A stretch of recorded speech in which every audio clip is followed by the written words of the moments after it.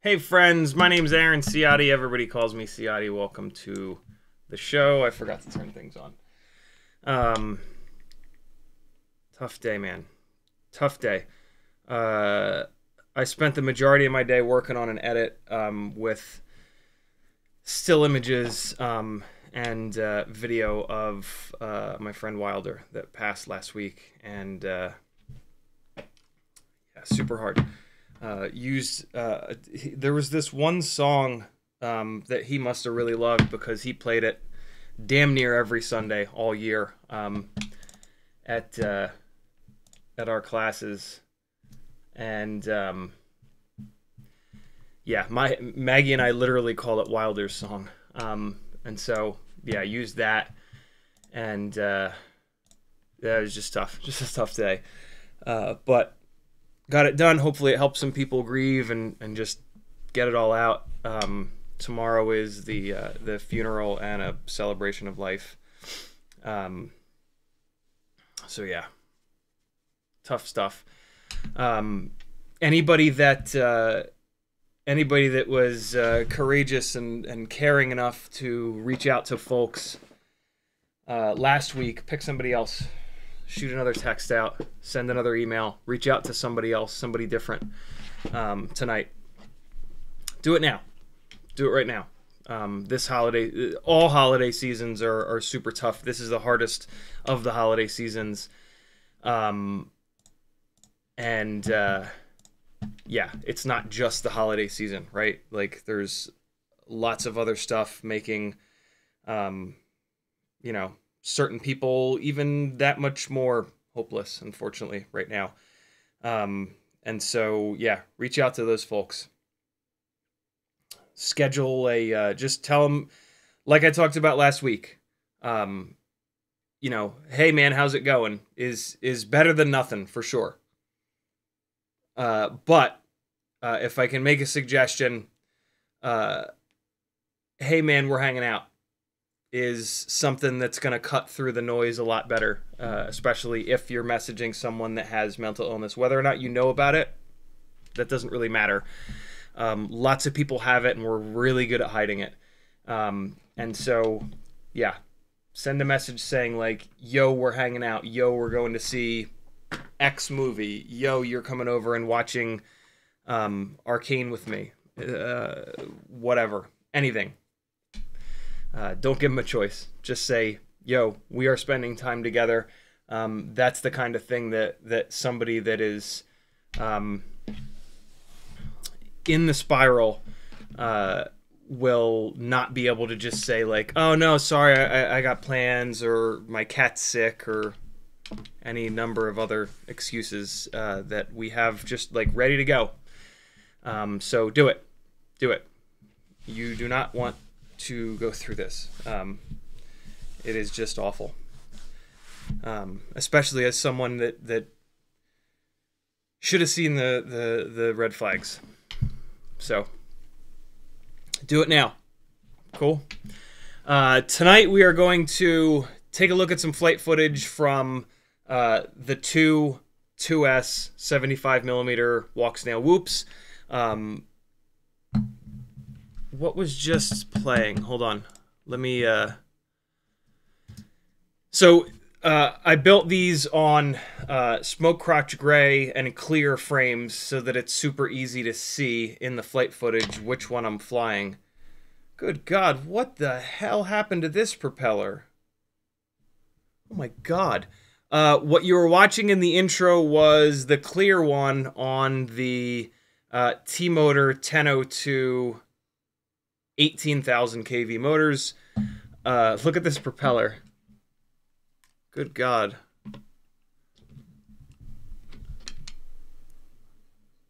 Look at that. What the hell did you hit? Jesus. I've never seen one get dug up that bad. Yeah, so we're going to take a look. I flew earlier today, I flew one battery on the 1002s, two batteries on the 803 rig, and then the last battery on the 1002 rig. We're going to take a look at those. We're going to talk about, and I'm going to show you some of the tuning that I did on them. We're going to talk about anti-gravity. We'll talk about how the ceramic antenna broke off of this one, which is... Which one is this? These are on different AIOs. This is the one in the HGLRC Spectre AIO. The AIO that does not work at all on 1S, but seems to be totally fine on 2S, which is super weird. But yeah, if you're going to do one of these 2S walk snail builds similar to mine, even though the ceramic antenna kind of sort of clears the Modulus 6 canopy, it doesn't clear it enough. And after a couple of crashes, it just got knocked right off. So, you know, you can just let that happen if you're going to fly it in the front yard, backyard, somewhere where it's totally recoverable, right? You can just do that and wait for it to break off and then solder a wire antenna on. Or if you're going to be flying it in spots that are not easily recoverable, I would recommend that you get that ceramic antenna off of there and solder on a simple little piece of wire, which I'm going to show you how to do tonight. It's super simple. Waiting for the ceramic antenna to break off, you're running the risk of ripping the pads off. But this is the fourth, I think this is the fourth AIO that I've had the ceramic antenna break off, and I've never ripped a pad off. There's the pad, and then there's like a weird little square piece of metal, and then there's the ceramic antenna. And what happens every single time is when the ceramic antenna pops off, it leaves this little piece of metal on top. I don't know if the little piece of metal is like welded to the bottom of the ceramic antenna, the four little posts, but yeah, it seems to be pretty safe just leaving them on, and if they break off, as long as you're close by, you can actually still fly it. I was able to still fly it in the front of the house. Once I got out to the street, or if I tried to go around side of the house, it would fail safe. But like right out in front of the house, in the garden and stuff, it was totally fine with no ELRS antenna. I just wanted to fly the rest of the battery. But yeah, if you want to be totally safe, just break them off and replace them with a little piece of wire. If the wire that you replace it with is even remotely the right length, you'll actually get better performance and better range with the wire. When I say better performance, all I really mean is better range. You're not going to get like lower latency or anything like that. But yeah, in fairness, the ceramic antennas give you plenty of range to completely outrun your video signal. So don't make that switch for performance benefits, I guess, unless you're doing like long range stuff. But you're probably not doing that with a Tiny Whoop. Do it for durability. Makes sense? In the chat, Curtis Hayes was first. Arcs UK was next. Uriel, Levster, Bob Bruce, Frank Nicholas, Major Eric Shin, FPV Toast, Doubles FPV, Spaceman Spiff, Cheetonian, Render, and Yoki, Graham T, Moggs Light Darker, Brandon's Baked Beans, Cheetonian again, Douglas 6, Maximilian, Borked Bits, Half Baked, Bob Bruce again, Uriel, Anonymous, Doubles FPV, Render, Cheetonian, Frosty, Metal Dirt Skin, JMP FPV, Frank Nicholas, Tiny Shark, Andrew Taylor, Graham T, BMF Spade, Curtis Hayes, Brian Tegger, Himox, Mario Beans, Borked Bits, Demo FPV, Metal Dirt Skin, Sexeeks, Skesix, rather. I get it wrong every time, I swear. Preston Roach, rather. Zoe 101. Cohere. Willie Summit. What's up, everybody? Thanks for coming. CiottiFPV.com is my website. A lot of ways that you can support me over there. Head on over and click some buttons if you don't mind. And I will keep talking about FPV and mental health and my life and how to not be an asshole on Earth forever. Cool. If you want to talk directly to me, all you got to do is type CiottiFPV into the chat. You can also do a super chat if you'd like to support the insanity. If you were about to do a super chat, but you're like, wait a second, won't YouTube take 30% of that? You can go over to CiottiFPV.com and there's a PayPal button. If you do that, PayPal doesn't take anything. If you do that, in the chat, tag me and say, yo, Ciotti, check your PayPal. And I'll fire up my email and give you a much-deserved shout-out.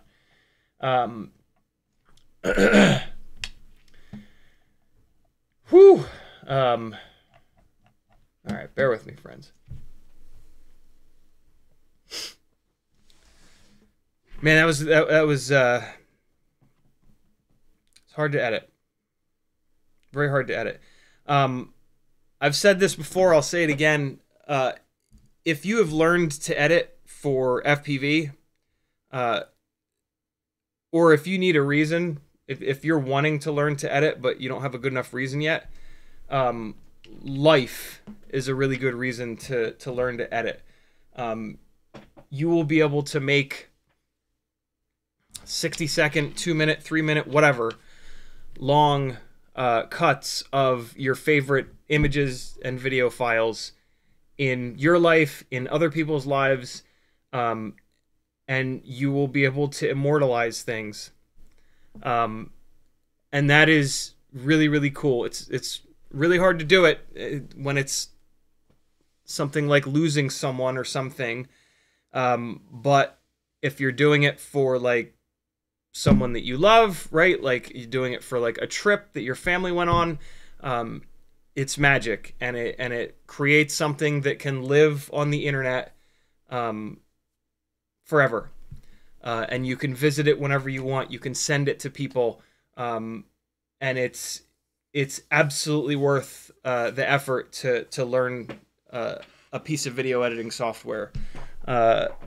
If you're on an Apple, iMovie is phenomenal. It seems like it's Fisher-Price my first editing software, but it's actually, I mean, it kind of is, but it's also really powerful and it works really, really well. And I used it for many, many, many, many, many, many years. Adobe Premiere, if you have the Adobe suite, is decent. If you're going to learn something, though, DaVinci Resolve would be a better thing to learn, I think. A lot less expensive. And so many people are switching from Premiere over to DaVinci.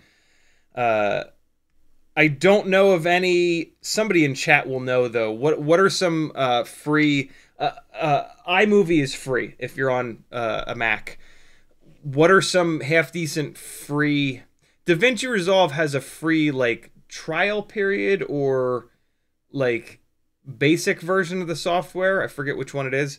But who knows another free piece of video editing software? Somebody knows. One of you PC ninjas know. Drop it in the chat for me if you don't mind. And I'll try to remember it this time. Yeah, do it. Learn to edit. Look, like, you're in FPV now. It's one of the things that you should know. I was about to say you need to know, but you don't. But you should. It's well worth it. And there are benefits outside of FPV. It doesn't mean, you know, learning to edit doesn't mean you have to try to become a YouTuber and make a following and all that bullshit. It means that you know how to take images and video files and put them into a thing that's actually watchable. Because, be honest, you don't go back and look at pictures from 6 months to a year and a half ago more than like once a month. It just doesn't happen. But if you chop those up and you put them into one spot with a song that you love, that's something that you're actually going to go back and you know, you want to talk about trying to remember shit forever. That's how you remember stuff forever. You're going to look at those images. You're going to look at that video 100 times while you're doing the edit. That's going to cement it in your brain. And then it's also going to allow other people to remember it forever. Because they're going to see it with a cool song chopped up in a way that just, you know, gives them a massive dopamine hit. So do it, seriously. You can learn how to edit in a half an hour, guaranteed, on YouTube. Whatever software you choose, type the name of that software and like beginner's guide into YouTube, and there will be someone with an awesome half an hour long video. Here's how you drop the files in. Here's how you import them. Here's how you change their length. Here's how you reorder them in the timeline. Here's how you adjust the levels a little bit. Here's how you export. Done. Don't get all tied up in transitions and all the extra crazy color grading shit and LUTs and all that nonsense.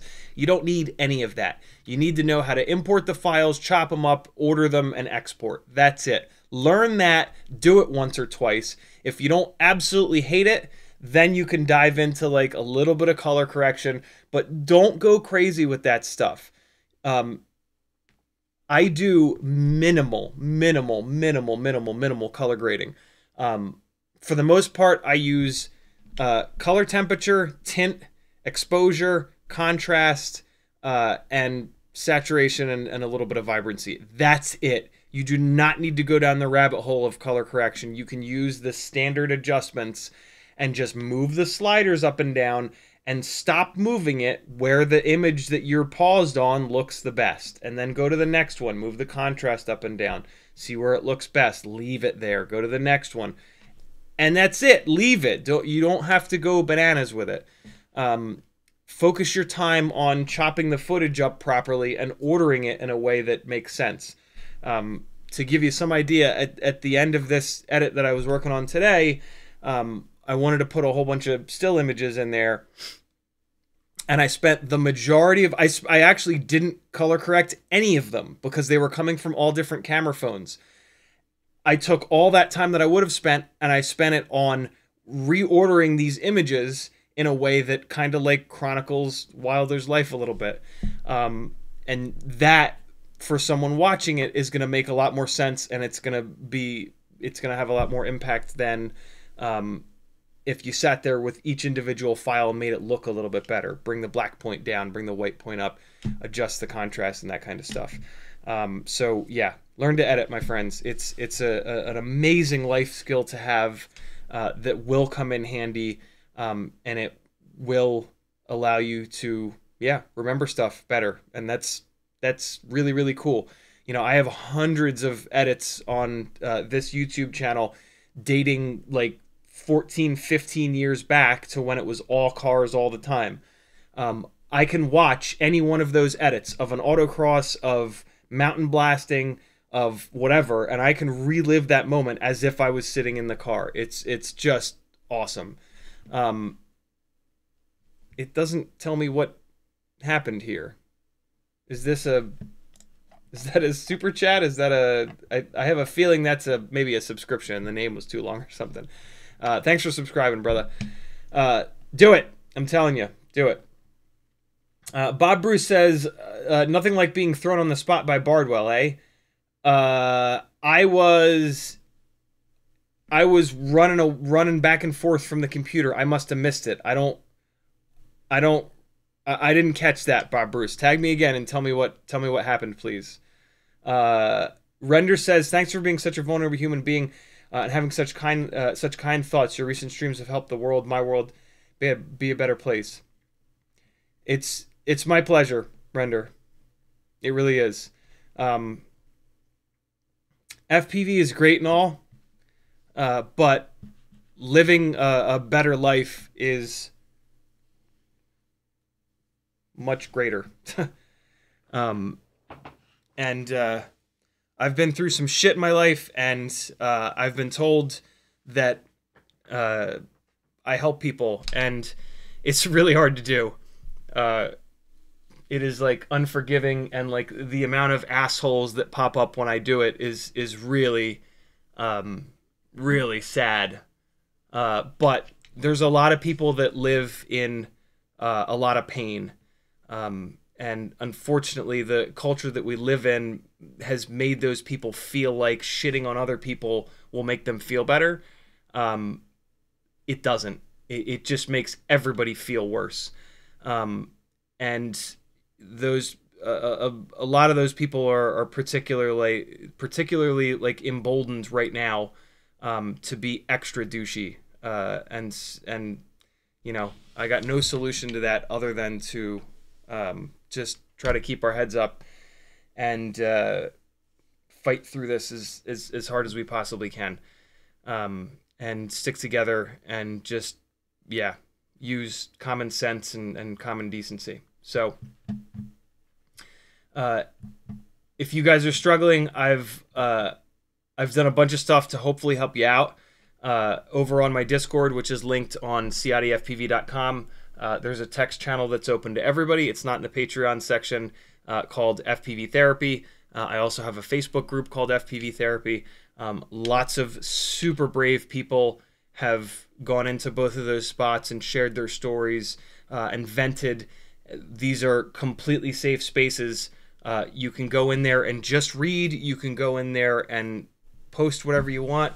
There is no judgment whatsoever, and there are other people that are going through it as well. So these are the people that you want to be around if you're kind of in that place, because unfortunately the general population just has zero understanding of mental illness, especially depression, and the things that people that don't understand it will say to you are not helpful at all.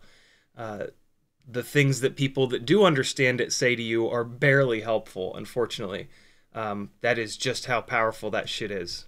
But it's important, and do it.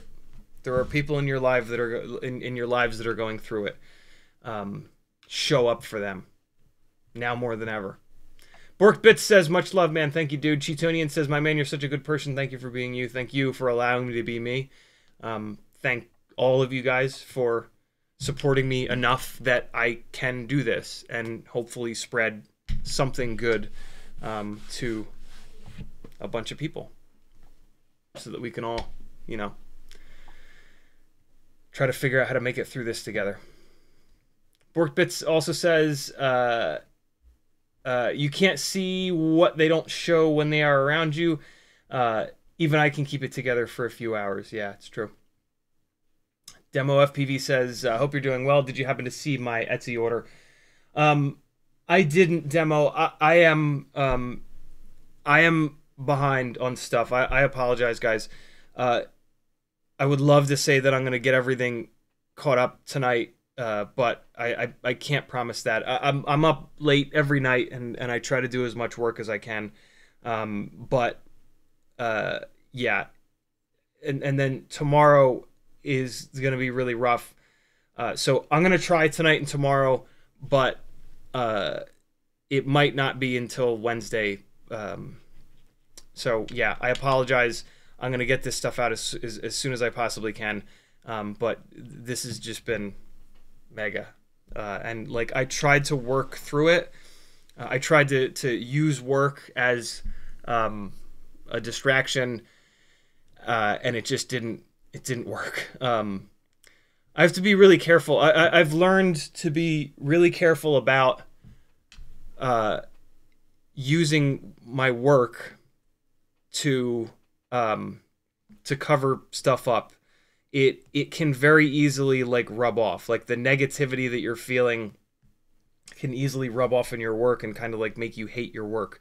I am terrified that I'm going to burn out on FPV. Every hobby that I've ever had, I've pushed too hard and burned it out and didn't want to ever do it again in some cases. In other cases, after 10 years, I'm like, oh, maybe this will be fun again. It's just not the same. And so I'm super protective of, because of those lessons that I've learned, I'm very protective of that with FPV, because this is what I want to do. Like there's no end in sight for me with FPV, with flying, with these live streams. And so I am, yeah, super protective, like I said, of this. And sometimes that means that I have to just let it sit and wait until I'm in a better place to kind of come back here. Also, when I'm here and I'm distracted and there's other stuff, I make mistakes. My productivity sucks. And so a lot of times when I give it a day and give myself the rest that I need, I can come back the next day and just charge through twice as much stuff that I would have and do it accurately and properly. And so, yeah, if any of you that have put an Etsy order in, like absolutely need it, like right away, please reach out to me somewhere. All my contact info is over on CiottiFPV.com, Instagram, Facebook, wherever. Shoot me a message. Yo, Ciotti, I need the antenna really bad. I've been waiting to fly. It's totally cool. You're not bothering me at all. I will absolutely jump on that order and get it out the door. It's just, there's like 15 orders right now, so it's a little bit overwhelming. And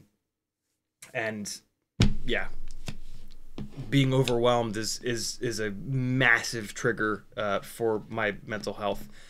So that on top of everything else that's been going on, I'm treading very, very lightly,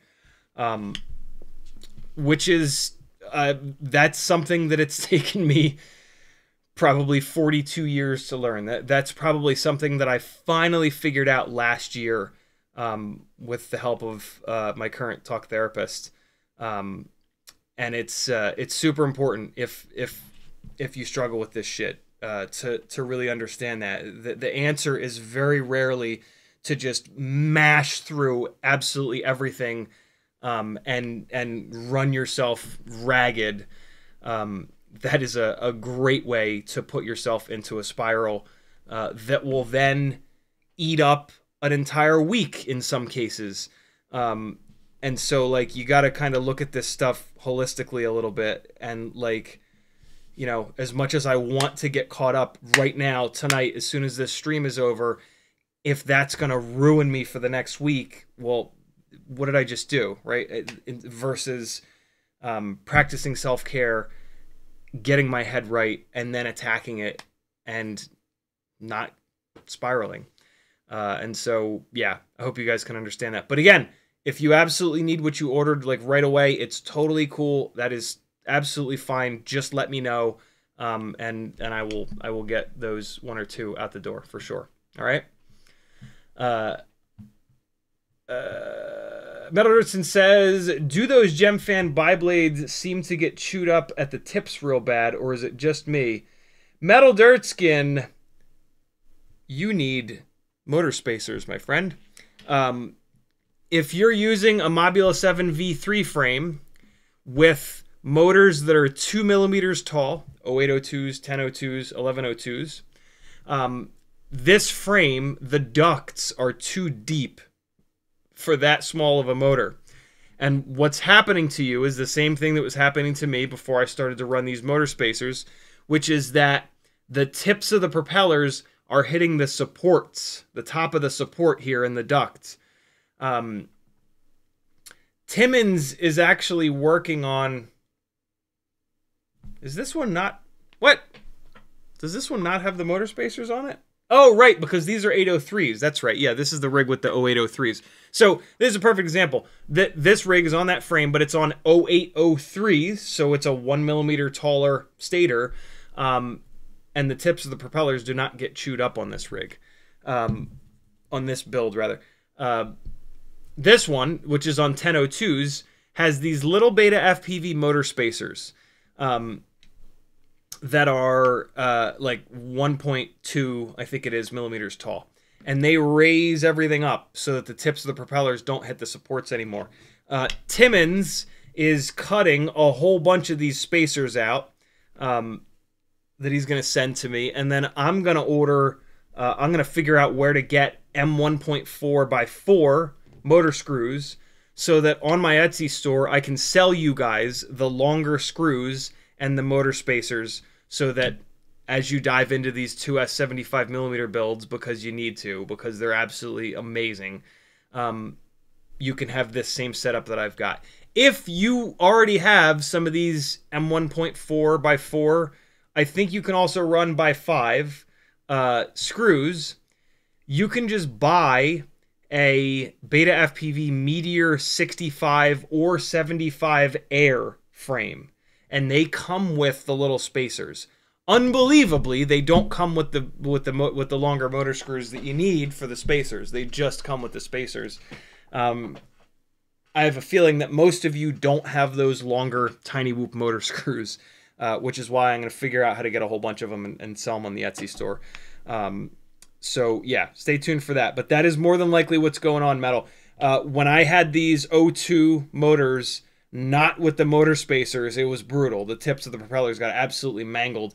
It's mainly when you turtle mode. If you don't turtle mode, the support on the duct is like this, and when the props are going by normally, they're at this angle, and so that if they hit it, they just boom right over it. But when you turtle mode, the propeller goes back like this, and it digs in, and then that's when it really mangles the tip of the propellers. So yeah, that's what you need. Preston Roach says, Moblight 7 75mm 2S frame with Happy Model 1002 20,000 kV need motor spacers. It depends. If it's the V3 frame, yes, it needs them. If it's the V4 frame, then no. I'm looking up the Moblight 7 real quick here. HD, that's not it. Well, it's probably in the same frame. My guess is going to be that it's the V4 frame. That certainly looks like the V4 frame. Yeah, it's the V4 frame, so you're good. The V4 frame is absolutely fine. What's funny is the V4 frame actually has the opposite problem, where the ducts are a little bit too low, and so the propeller kind of hangs out the top. So if you're going to run a 3mm tall motor, it's actually better to use the V3 frame. If you're going to use a 2mm tall motor, either or. But a 3mm tall frame in the V4 frame, the propeller sits like kind of up above the duct. It's not the end of the world, but it's, yeah. Brian Tegger says, I break them all the time. One spool is enough enameled wire for life. Enameled wire. Oh, you're using, I'm guessing that you're using enameled wire for the antennas. That's cool. That gives you a wire that's like stiff, that'll stay where you put it. I've been having really good luck with these, and this is what I'm going to use tonight. These ridiculously little, ridiculously small Newbie Drone BI antennas. Can I pick it up, please? There it is. Just outrageously small, but cut to the right length, which is all that matters.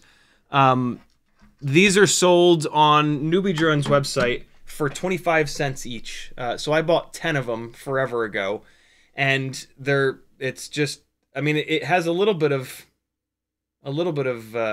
stay where you put it to it. But the main thing is that it's cut to the right length. So all I have to do is remove the tiniest little bit of the insulation and then solder it on, and it's good to go. And it works perfect. And so, yeah, that's what we're going to install tonight. I think you can just search for antenna. Search for antenna wire, and that should find it. Nope, that doesn't find it. Search for 2.4 antenna. There it is. It's the picture, like you almost can't see the picture, but Newbie Drone replacement 2.4 hair antenna for Beeceiver V1/B-Brain flight controller. One piece, 25 cents. These are just awesome. Next time you do a Newbie Drone order, just put a bunch of these on there. It's just, you want to have this in your toolbox. If nothing else, it's the correct length, and so now you've got something to measure other antennas from. Buy just one, and now you know what the right length is for ELRS or anything else 2.4, and you can just hold it up to another piece of wire and cut the other piece of wire that you'd rather use in this same exact length, and away you go. So yeah, super, super, super handy stuff.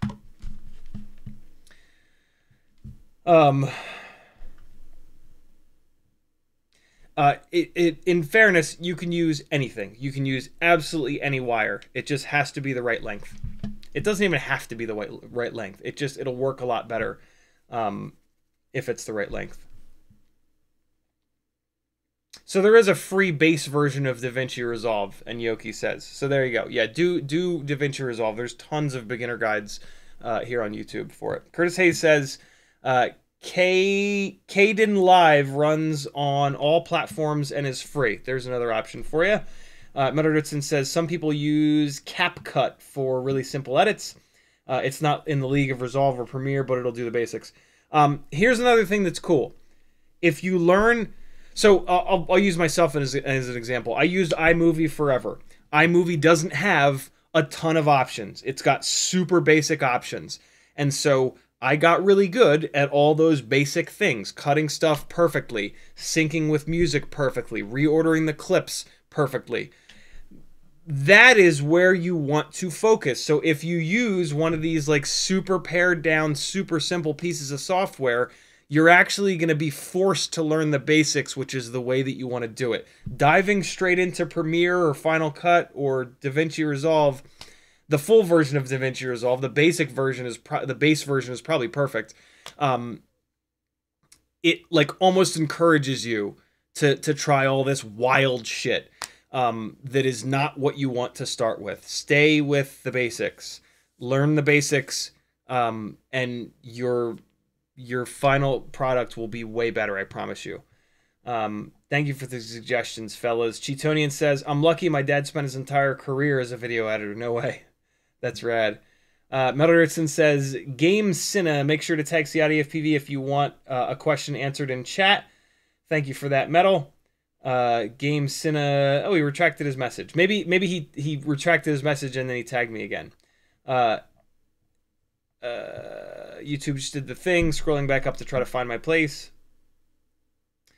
Graham T says, agree with what you said, made a video of my partner's grandma. The year she passed away was a great way to memorialize her. Yeah, man. Shh. Here's a secret. Shh. I actually haven't, but this hasn't happened to me. But like, if you forget like a birthday or an anniversary or something like that, and it's like the day before or something, make that person an edit, yo. Grab a bunch of your favorite pictures of them, grab a song that they love, and make them an edit. That'll be a better present than anything you've ever done. I've never had to do that. It's actually kind of hard to do it like the day before because you got to be like all alone. I've done it quite a few times when I was just broke, basically, and I would buy like a couple of presents, and then yeah, the rest of my Christmas present would be the time and love poured into something like that. It's actually, realistically, it's kind of like the best present that you could possibly give someone, because you took a whole bunch of your time and your love and you poured it into this thing, and that means so much more than going on somebody's Amazon wish list and just getting them a vacuum cleaner. And so yeah, it's actually a pretty incredible gift to give someone. Yeah, it's cool. Do it. People will be blown away. And then they'll say things like, wow, you're so talented. You'll be like, oh, shit, I am a good person. And then you'll feel good. And then you'll watch that thing years later and be like, damn, look how good I am. Trust me, it's awesome. It's a really cool present to give somebody. I've done it for people when they've been like going away on trips. Like, here's something that you can watch if you're gonna be missing me. It's a really special thing. It means a lot to people. J Monk says, for long range flying, is there an antenna and ELRS receiver for long range? I mean, not specifically for long range, but the Nomad setup is pretty much the best Express LRS system that there ever has been, because it mixes both 2.4 and 900 megahertz. So if the long range guys were going to create a transmitter link, this would pretty much be it. So yeah, the Nomad module is really cheap for what it is, $45, and then you're gonna get these dual band receivers here, which are 20 by 20 mount for $30, and that's gonna kick the hell out of Crossfire. It's gonna be pretty comparable to regular old ELRS, but with a little bit more, because it's gonna also give you the 900 megahertz band. So yeah, this is how you do. This is the best way to get your control link rocking for long range. Arc says, have you tried tri-blades on the 2S 75mm analogs? Just curious, as I've preferred 1608 props. You know, I haven't. One of the things that I want from these is as much throw as possible. They have plenty of accuracy when I'm ducking in and out of the bushes and shit in the front of the house. What I want from them is just more momentum when I come off the throttle and I'm throwing them, and it's biblades for that. But yeah, the 16. Here's what I'll say. One of the things I'm sure that you guys are going to start asking me a lot is, on the 2S rigs, what are the best motors? I flew 1 battery, 2 batteries, 1 battery on these. 803s versus 1002s. Drastically different motors. They're both really, really good. I don't really know if I can pick one, just based on like flight characteristics. We are motor limiting both of these down, so they both have plenty of power, right? But here's what I'll say. The 803s are a little bit lighter. So if you want the absolute lightest weight possible setup, it's going to be the 803s. The 1002s are wider and less tall, so they are going to stay cooler. So if you want to cruise faster, if you want to just put the nose down and haul ass, it's the 1002s. If you want to run the 1608 props, it's the 1002s. Those props are going to put more load on the motors, more heat into the motors, and so the wider motor is going to be a better choice for the tri-blade propellers. And then there's the BetaFPV 1102s, which are just like big, beefy monsters. They're going to also kill on the 1608s. And they're going to be even more, they're going to stay even cooler. They're going to make even more power than the 1002s. But all three of these motors are just unbelievable. It's super funny. Like, 2S makes the performance of these 75mm rigs so good that motor selection is actually less important. In the same way that on like 5-inch rigs, when you're on 6S, 2306s are great, 2207s are great, 2306.5s are great. Like, there are so many different motors that fly awesome on 5S, on 6S 5-inch rigs, which is a nice little lesson for me. Like, if I'm the 1S 75mm nightmare that I went through,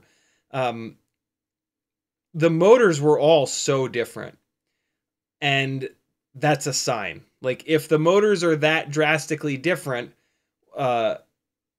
you're almost using the motor selection as a band-aid on top of something else. In our case, it was too low of a voltage. 1S is perfect for 65mm rigs, but it's just not enough for these like higher power 75mm outdoor kind of builds. And so, yeah, it's kind of interesting to look back at that and be like, well, okay, that's why I was having such trouble there. This 2S thing is just keeps getting better. Like, every time I fly it, it's like, oh wow, any motor that I throw at this is just like really decent. I'm sure as I fly these more, and I'm kind of starting to figure out that it's the 1002s, but as I fly these more and more, I'm sure that I'll start to gravitate towards one over the other. But the 803s are fine. They fly great. You have to run the motor limiting a little bit higher to get the same amount of RPM out of them, so I can tell that they're not making as much raw power as the T-Motor 1002s. But they're totally fine, and they're a little bit lighter, which is cool. They're not that much lighter, but they are a little bit lighter. So if you're going for just like the ultimate lightweight 2S 75mm build, these sub 250 0803s are really, really good. And Yoki says that kind of burnout is common with ADHD, among other things. I have the same issue myself. You're generally a real one, my dude. I checked in on several people because of you. Awesome, man. Thank you for that. Thank you. Skasik says, every time I say it wrong, I tell friends that ADHD doesn't make inattentive. It makes me attentive to every conversation in the room. Yeah. Yeah, it's ooh boy. It's a lot. It's a lot. I don't have, when I was diagnosed for, mental illness stuff, I did not, I was not diagnosed with full-blown ADHD, but boy, do I have a lot of the symptoms of it. With like anxiety and depression and OCD and ADHD, there's a ton of bleed over in between them. And so that's one of the things that makes mental illness such a challenge, is that there is all of this bleed over, and it makes it very difficult to kind of nail it down. This is why talk therapy is so important. Finding a good therapist and going over and over and over again, because they need time to map this shit out and to learn enough about your life and your past and everything, to be able to really give you a solid way forward. And you know, that we focus so much on the diagnosis, right? Like, what do you have? What do you have? What do you have? It doesn't matter. You know, like my I've had a couple of talk therapists that would like talk much more about like the actual diagnosis and like depression does this and this does. My current talk therapist, who's the best that I've ever had, he never mentions it. Never. It is never about, oh well, depression does this, depression does that, anxiety does this. It is about me and like my experience and my past and all of these things that have led me to this place that I'm currently at, and that has been insane. But you know, you can't put a fucking buzzword on that and get 10,000 people to click thumbs up. So yeah, but it always strikes me as amazing how much how much bleed there is in between these different things. It's kind of crazy. Borkbit says, bought a black ORT, chill, no rush, guard yourself, shit is contagious. Thank you, dude. Level 1 Drone says, you sound like a multi-potentialite polymath renaissance man. Yeah, we jump from hobby to hobby and deep dive until we burn out. Been there, done that. FPV is my 5th hobby so far. Yeah, there's personality types that do it. Mental illness stuff can definitely feed into it. It's super easy to do.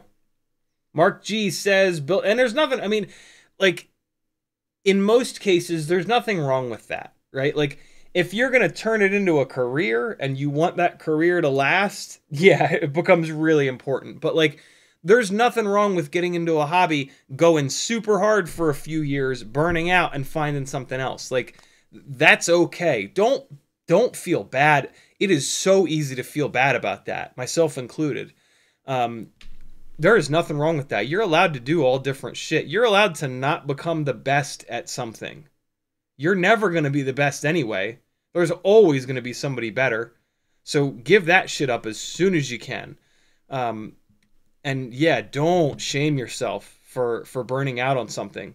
Unless you turn it into a career that you want to. And I mean, even if you turn it into a career, it's okay. You're allowed to change careers, right? Like, I was in the world of project management. I was in sales first for a long time, then project management, and now this. And that's okay. Like, most people don't have the same career for their entire life, right? Like, we just beat the hell out of ourselves for this stuff, and it's just like, why? Like, why are we doing that? Stop that. I'm as guilty. I'm probably more guilty of it than most. And yeah, it's taken me forever to figure that out and work through it. And I still do it, but I'm much more aware of it now. Mark G says, built a 2S 75mm whoop just in a Hachidori frame. I think I saw that on Instagram, maybe. Flies amazing. Totally forgot I was flying a Tiny Whoop. Even flies better than my bigger micros. Yeah, man, that is it right there. Totally forgot I was flying a Tiny Whoop. That's what these do. I think I talked about that a few streams ago. You just fly with these. Like, when I'm out in the front yard, I am just flying. That's how good they are. In the same way that, like, with a dialed-in 5-inch rig, you're just flying. Your brain is just like, yep, we're hurtling through the air. It's all good. There's no props. There's no flight controller. There's no tune. We are just going 80 miles an hour through the air in total freedom. And that's what these are doing for me. It's and that, ooh, that's magic. That is magic. Render says, sending that bad ELRS AIO 5 back to HD0, and they have a new one coming out to me. Awesome. ELRS bench test is honestly the best. And then Render also says magnet wire. For you're using it for antennas, right? That's awesome that HD0 is hooking you up. Love to hear that. Four Little Pig says, good day. He's standing up from him saying good day. It's unbelievable. He's actually standing upside down right now. We're all standing right side up. He's standing upside down. Crazy. He's on the same spaceship as us, hurtling through the ether, but he's standing upside down on it. He can't put stuff in his pockets because it falls out. Hits him in the chin. When he pees, he gets it all... No. I'll stop there. Curtis Hayes says, Air 65 or Hummingbird 3.1. I can't answer that because my Hummingbird 3.1 won't bind to my Naminmo module. But if you're going to be racing and you want to be super competitive, Hummingbird 3.1. For most other things, Air 65. That might change once I beat the crap out of the Hummingbird 3.1 and it hopefully survives. The key word there is hopefully. The regular Hummingbird 3 was not very durable. And so I'm super skeptical of the Hummingbird 3.1. I'm just waiting to get my hands on that Nomad module, and I need to get off my ass and just order it. I was waiting for Radio Master to get back to me, and then they finally did, and I kind of forgot to get back to them, to be honest. Them getting back to me was telling me to email them, and then I got busy with stuff, and so yeah, I need to get my hands on that Nomad module so I can fly my Hummingbird 3.1 again. Not again in the first place, but yeah, if you're gonna dive into racing and you want to be competitive, the Hummingbird 3.1 is apparently like just get it and win. The Air 65 is really good.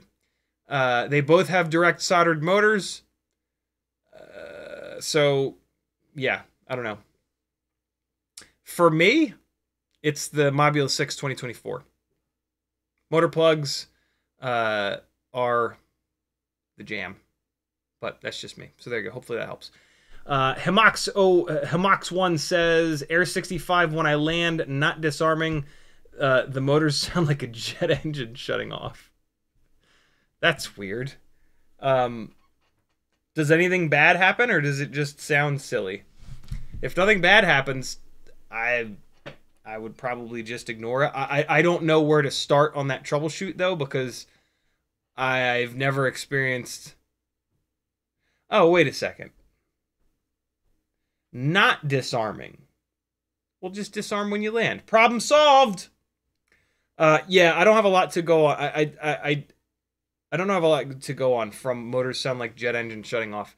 But when you are armed, and here's what I'll say. When you are armed and you land, the PID loop is always going to get super confused. The PID loop has no clue what the ground is. It only wants to be up in the air. And when the PID loop sees error, maybe the wind hits it, it pushes against that error. So when you land, it doesn't understand what the ground is. So if it moves on the ground is going to kind of push on it, and it's not going to understand what that is. It's going to think that that's error, and it's going to try to fix that. So all kinds of weird shit happens when you've got the PID loop running and you're on the ground. So yeah, when you land, disarm is actually the right answer, because you should kind of never be on the ground when you're not disarmed. But yeah, hopefully that helps.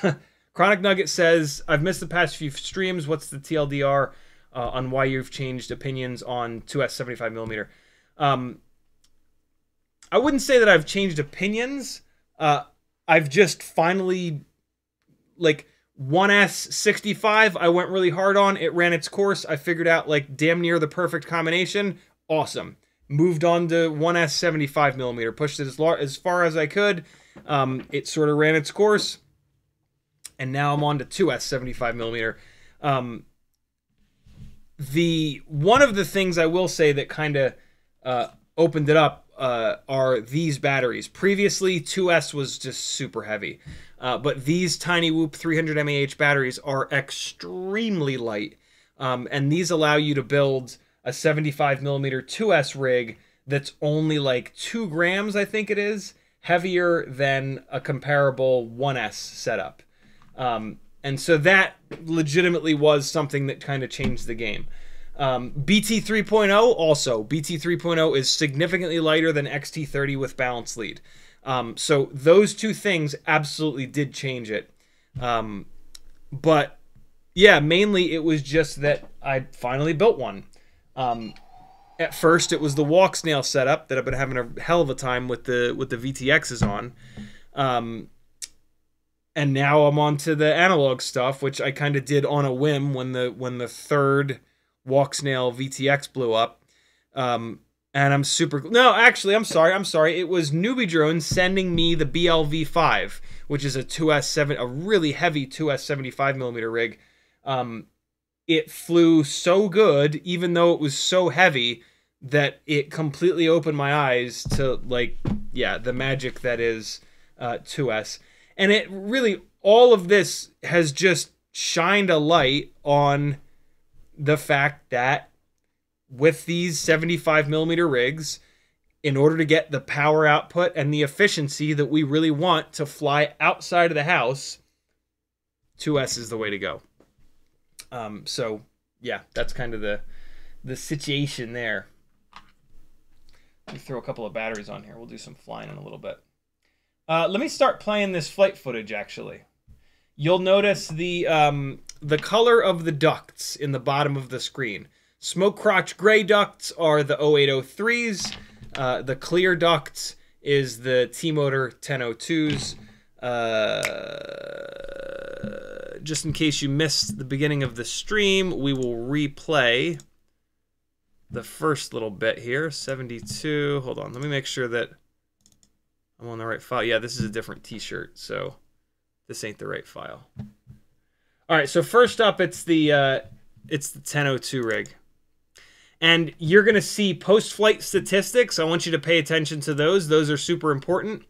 The main thing that you want to look at in the post-flight stats, I'm going to show you real quick here, which is the RPM down here on the bottom. So 49,017. You're going to see like 53,000, I think, RPM out of the 1002 motors. And then the 0803 motors, I think you're only going to see about 50,000 RPM. That is a perfect example of which motors are pushing harder. I believe that they're both motor limited to roughly the same amount, and they're both roughly the same KV. And so, yeah, I could get more RPM out of either one of them by just upping the motor limiting, but I'm trying to balance it with the runtime. Also, the total arm time is pretty important.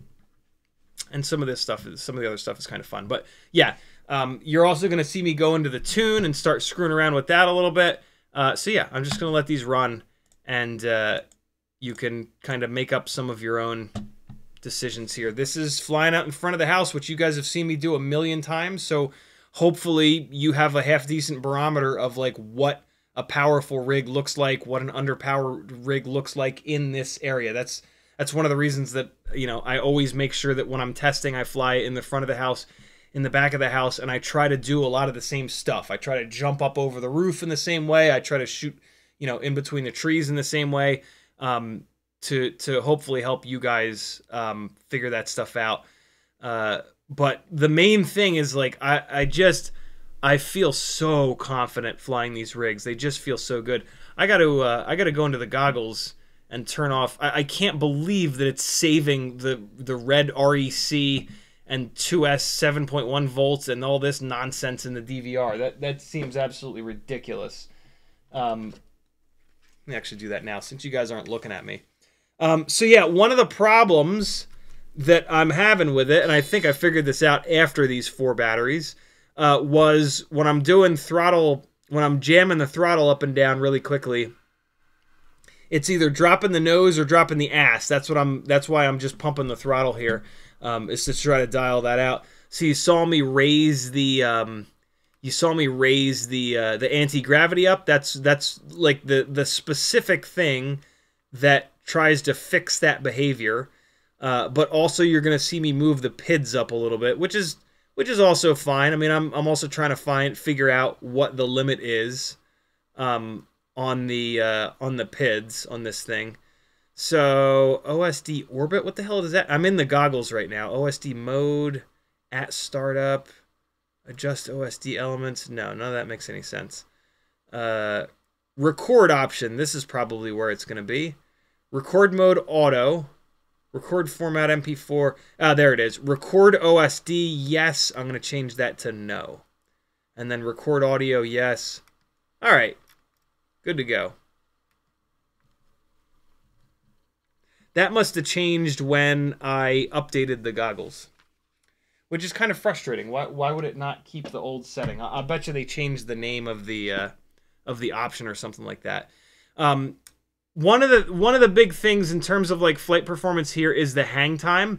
even though this rig is a little bit heavier than the 1S75s that I built, the additional power creates so much more upward momentum that you get a lot more hang time from these 2S rigs. And like, it's the right amount of hang time. Like, this just, it feels right. There's with the 1S75 rigs, there's a big adjustment between flying everything else and them. Even like 65mm rigs, the power to weight ratio of the 65mm rigs is much better than the 75s. And then so when you go here to the 2S, when you go to 2S, it just fixes that, man. It just gives you so much more throttle response, so much better response time, and so much more just raw power. But at the same time, it doesn't become overpowered. Like, I'm still able to drop down into those bushes and fly around in there really, really, really accurately, which is partly because it's still nice and lightweight, but it's also because it's got so much better response time that when I need to make a quick correction, I can do it very easily. So, hey, now we're on to the... Wait, are we still on the same file? 42? We still on 72? Yeah, there we go. At some point here, it'll automatically switch to the next file, but you'll see the prop guards on the bottom here change to gray, and that way you know it's the 0803 rig. Again, like I said earlier, they're very, very similar. I am going to plug them into Betaflight, and we'll take a look at the motor limiting. But I'm pretty sure that they're both at either 80 or 85%. What else? They're both pretty durable. You're going to see a bunch of pretty hard crashes on both of these. I think I did notice the T-motor rig is... Well, let me... Oh, well, you know what? The T-motor rig also has this propeller that has these two huge gashes in it. So let me not continue that sentence. I was basically going to say that it seems like the T-motor rig has a little bit of jello. But yeah, with this propeller on here, I am not surprised at that. So we will withhold judgment there. Also, like, these are not brand new motors. Both of these motors I have crashed a bunch on the Walk Snail rig when I was testing it on there.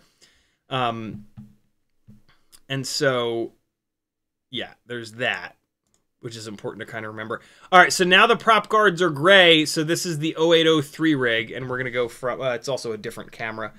This is the shittier Runcam Nano 3 that's, like, super contrasty and has this weird purple chromatic aberration going on. And on the left side of it, it's just straight up got, like, a big purple band.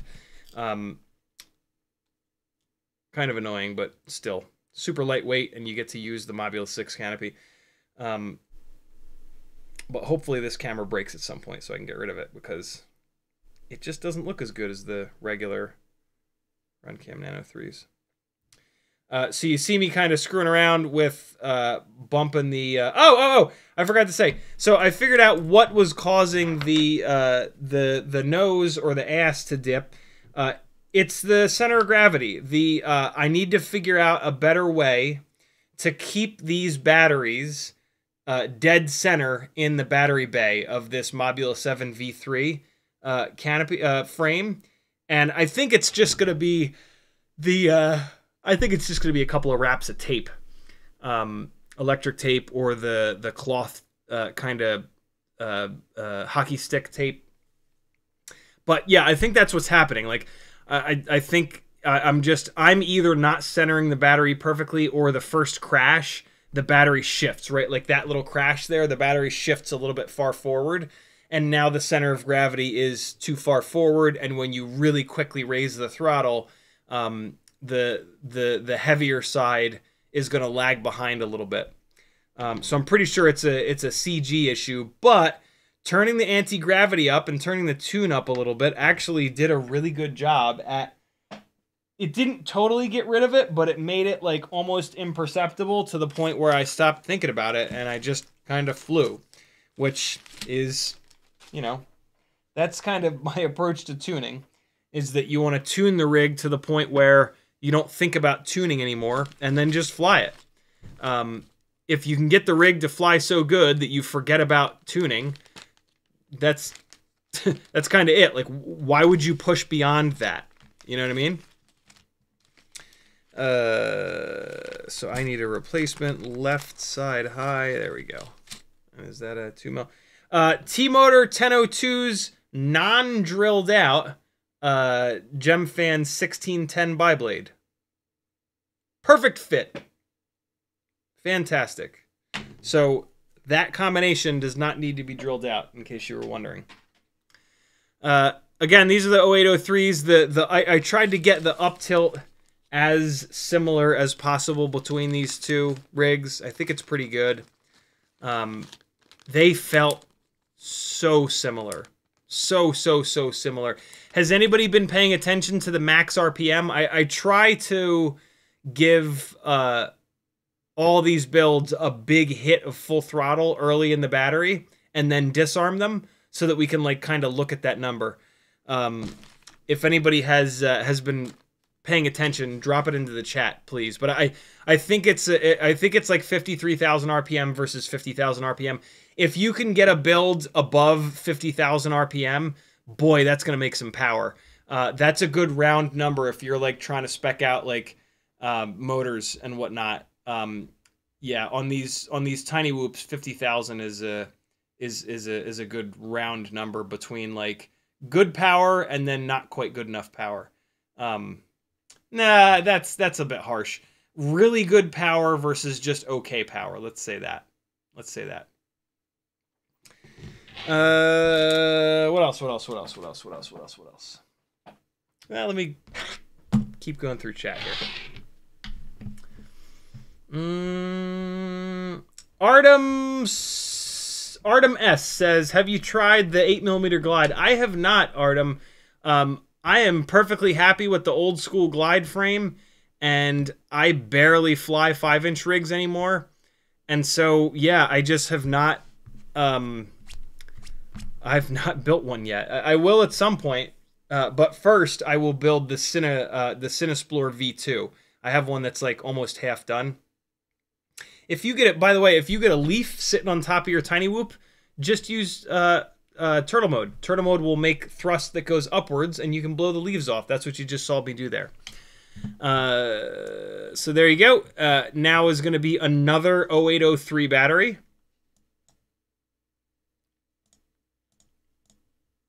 This might also be the battery where the goggles blacked out on me for a couple of seconds. That was a little bit weird. But I've heard about that with the HD0 goggles. Not common, but super scary. BMF Spade says, do you charge your 1S or 2S batteries at 1C or more? Figure you would know what's best for keeping your batteries longer. Here's the long and short of it, BMF. You discharge these things at like 10 to 20C. And so that's where all the damage gets done, and it's so much damage. It's so much more damaging that like it almost doesn't matter if you charge at 1C or 2C or even 3C, because you're just, yeah, I mean, like going from 2C to charging, all right, going from like charging at 1C to charging at 3C, it's the difference between like flicking your arm and then like really flicking your arm hard. And then discharging them as hard as we discharge them is punching yourself in the arm. Like it really doesn't make much of a difference. Technically, yes. If you always charge at 1C, the batteries are going to last a little bit longer. But boy, it does not make much of a difference. I charge at either 0.5, if I'm not in a hurry, half an amp on the ViFly Whoopster. If I'm in a hurry, I charge at 0.9 of an amp. And yeah, so this is after that antenna broke off. And so yeah, that one file did stop and it went to the next file here automatically. So this is where I've already knocked the ceramic antenna off. This is me realizing it, and then I'm like, oh, well, I'll fly the rest of the battery just like in the garden here up front of the house. And I forgot at some point and fail-safed it again, but you'll see that. So yeah, it does not make much of a difference. If you're in a hurry, never feel bad about charging at like 2 or even 3C. If you're always in a hurry, charging at 2C is absolutely not a problem. So yeah, just keep in mind all the abuse. Like, think of it this way, right? We discharge this entire battery in like 3 minutes versus you charge it at even 3C and it's going to take like 10, 15 minutes, right? That the amount of time that you either charge or discharge the battery is exactly related to how much stress you're putting on it. And so yeah, unless you're limping your batteries around and getting like 7, 8, 9, 10-minute run times, charging is not where the majority of the abuse is happening. Unless you go completely nuts and do 5S or 5C or 6C or something crazy like that. But yeah, 1C, 2C, 3C, not really much of a problem. Curtis Hayes says, I just got 802 27,000 kV motors, Tiny Whoop Onesies, the iGows in the mail. I'm thinking HD0 75mm 1S. Will that freestyle or 2S in motor limit? 27,000 kV is too high, I think, for 2S and motor limiting. You're gonna need to motor limit that to like 55, 60%, and that's a bit much in terms of a motor limit. Those motors are perfect for 1S analog 75mm rigs, or like an AIO 5. If you pair those with anything heavier than that, like an external HD0 VTX or an external walk snail VTX, I'm very picky, and so maybe you'll be okay with it, but I was not okay with it. It didn't have enough power or runtime or response time for me. And so, but on analog, on a lightweight 75mm rig, I actually really, really like those motors. So there you go. Chronic Nugget says, have you used RCM Power 1002s? You can run them 2S with no motor limit, crazy power. I have RCN Power 1002 19,000s or 18,000s, whatever they are, on the walk snail 2S 75mm rig. There's me accidentally fail-safing it again. I've not done them on an analog build yet. Here you go. Here's the very end of that battery. But yeah, they're really, really good. They seem to be ever so slightly better than the T-Motor 1002s, but they're pretty close. So the batteries that you're watching here, where in the bottom corners there's a white frame, that is pretty much exactly what those RC and Power 1002s perform like. Uriel says something, but YouTube didn't want me to read it. Scrolling back up to find my place. He says, for me, it's like learning skills, combine later. Yeah, it's a good way to think about it. And give yourself some room in the head to make mistakes. Motorbike driving, I become one with the machine. Hell yeah, man. So here you go. Now we're back onto the T-Motor 1002s. A little bit less up tilt. You can see a little bit more duct in view on the bottom there. Oh, this is me putting on a dead battery by accident. And then I found the charged battery. Here you go. Here's the charged battery. All right. I should disarm pretty soon here and show you guys the RPM. I think you're going to see 53,000, like I said. For the record, it is getting really dark at this point. It's like 5:01, and it's like super dark at this point. I can't believe how early it's getting dark. Now, it was closer to like 5:30, I guess, but it's just absurd how early it's getting dark. I forget about it every year. I forget about how obnoxious it is. And Yoki says, what is crazy is that when you fly, your drone ascends one way on the y-axis and people on the other side of the world, on the other side of the globe, ascend in the opposite direction on the y-axis. Mind blown.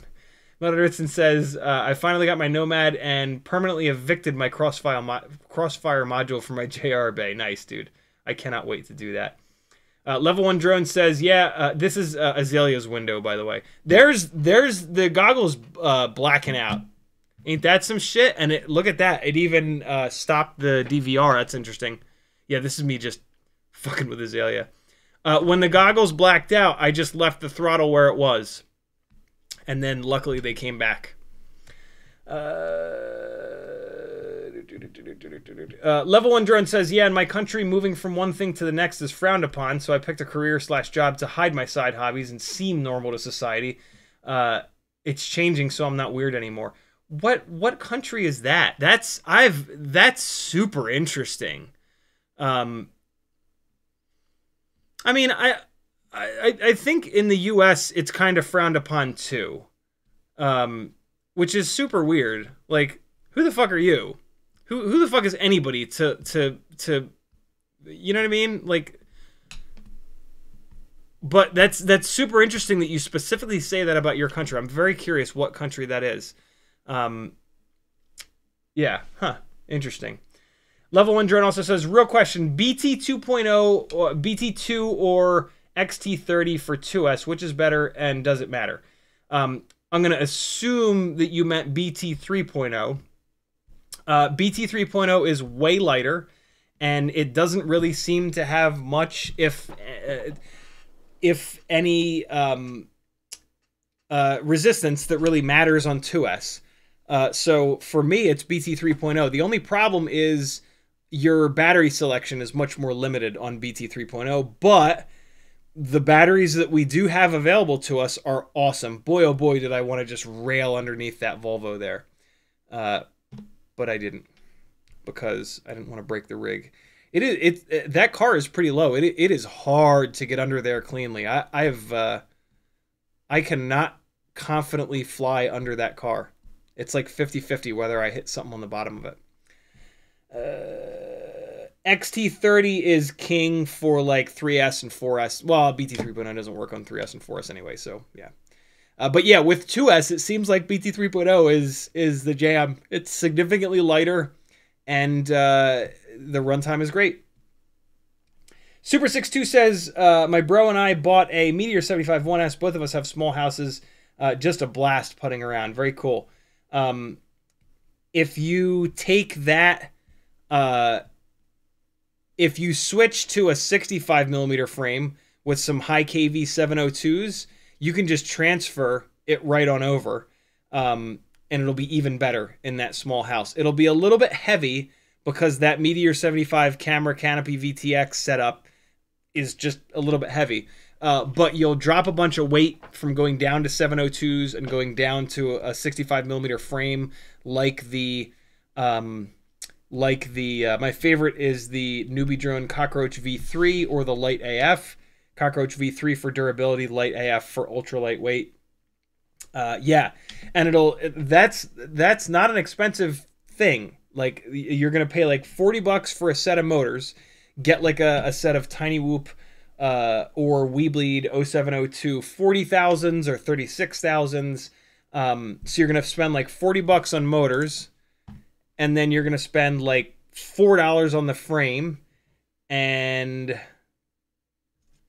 $4 or $5 on propellers, and it's going to be awesome. If you want super durability, Weebleed 0702 32,500 kV motors are offered with a 1.5mm motor shaft, and then Weebleed also sells the GemFan 1210 biblades in 1.5mm. That'll be a bomb-proof setup.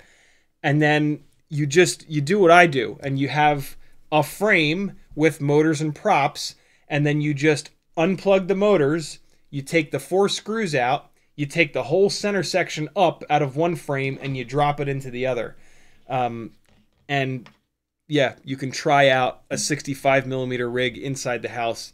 Fair warning, you're probably not going to go back to the 75mm setup. But if you start flying outside, then you might want the 75mm setup. You might actually like the 65mm setup outside, but still, yeah, you'll in a small house, the 65s just they weigh so much less that they're a lot easier to fly. And when they're easier to fly, you can do more gnarly stuff. It becomes less like trying not to crash and more like, can I Matty flip the railing? Can I Matty flip this gate that I hung off the ceiling? Stuff like that. So yeah, give it a shot if you want to treat yourself to a little $50, $60 Christmas present. Uriel says, are the ball bearings in motors open? Can you lube them with high RPM? The lube becomes oil and goes out, so you have to lube sometimes. I believe they are shielded, but you can just drop Tiny Whoop sells motor lube. You can just drop it right on there and it'll work its way in. I don't run many motors that have ball bearings for the small stuff.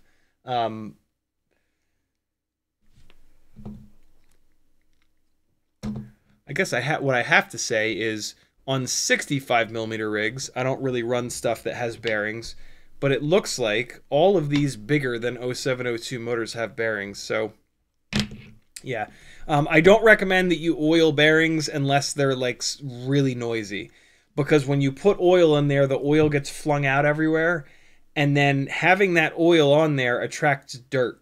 So, like, the only time that I will oil a motor bearing is when it's, like, dead already, and I'm just trying to make it last a few more batteries. And that's the expectation. Like, once I put oil in it, it's like, well, this is going to attract a ton of dirt, and it's going to ruin this motor, but before that happens, I can at least not throw it out. I put oil in them when I'm about to throw the motors out. If you're going to make it a habit, get dry lube. Mountain bikers use this like magical dry lube stuff on their mountain bike chains because it doesn't attract dirt in the same way that, I guess, wet lube would be all other lube, what all other lubes are called. And so yeah, do that. Timon says, evening, have you touched on the new Matrix AIO from BetaFPV for the new 75 Pro? And they're also bringing out an HD version. Curious on your thoughts. We talked about it a few streams ago. It seems like it's just their 5-in-1 with motor plugs, which is great. I mean, that is awesome. I love that. I've not heard. I've heard that the BetaFPV 4-in-1 and 5-in-1 are not the most durable AIOs ever. So I'm still very like guarded about those AIOs in recommending them. Mine have been okay. The UFL rips off when you unplug the antenna, which is a major fuck you. And that's something that really makes me like, what? You know. So, yeah, I don't know. Hopefully they've fixed that. No idea. Skesic says, why MP4 not TS? My computer has a lot harder time. All computers have a lot harder time with transfer stream files rather than MP4s. And so I was using TS for a while, and then I just got annoyed with it and switched it back to MP4. MP4 sucks because if I power off the goggles before it is stopped recording, it corrupts the file. But I've gotten into the habit of unplugging the quad before I turn off my goggles, and I've not made that mistake in a while. You can actually see, you can see the last time I made that mistake. These are all okay. These are all totally fine. The mistake is, oh, that's right. When I updated the goggles, it put it back into transport stream mode. All right, so here we go. Here we go. Back farther. There you go. So here's me making that mistake. This is me accidentally turning off the goggles before I unplug the whoop. And there I made the mistake again. That's not too bad though. This is a lot of files, and I only made that mistake twice in all these files. And you can see down here, I haven't made the mistake recently. Yeah, there. Speak of the devil. Yeah, I have. But yeah, it's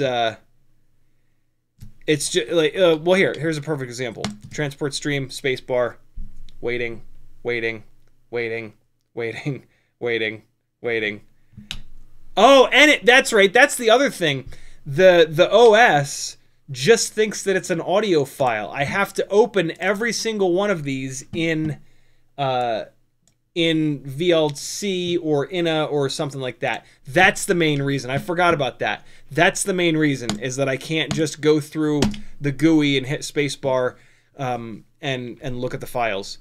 Whereas with the MP4s, I can very quickly thumb through these files and figure out which one's which. So yeah, that's why.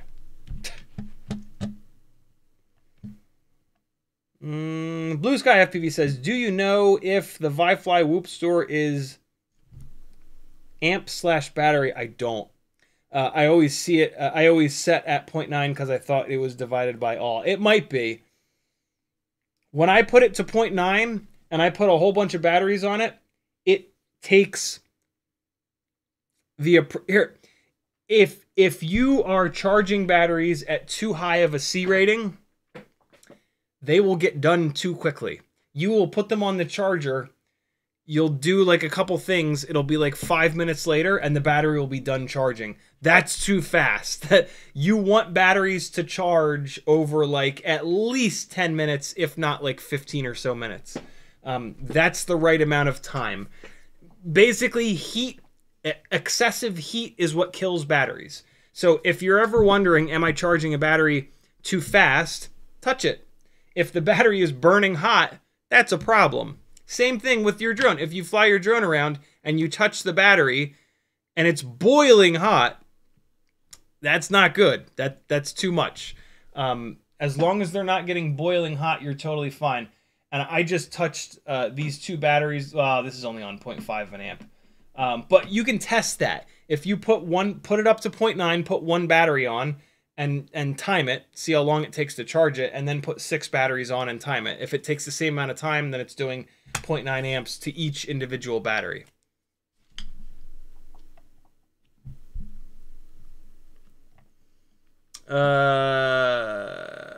Level 1 drone also says the Bahamas. Great for tourists, but not so much for locals. Growing up, it was all about working in the tourism industry, which I hated and avoided. So yeah, I was extra weird up until my 20s.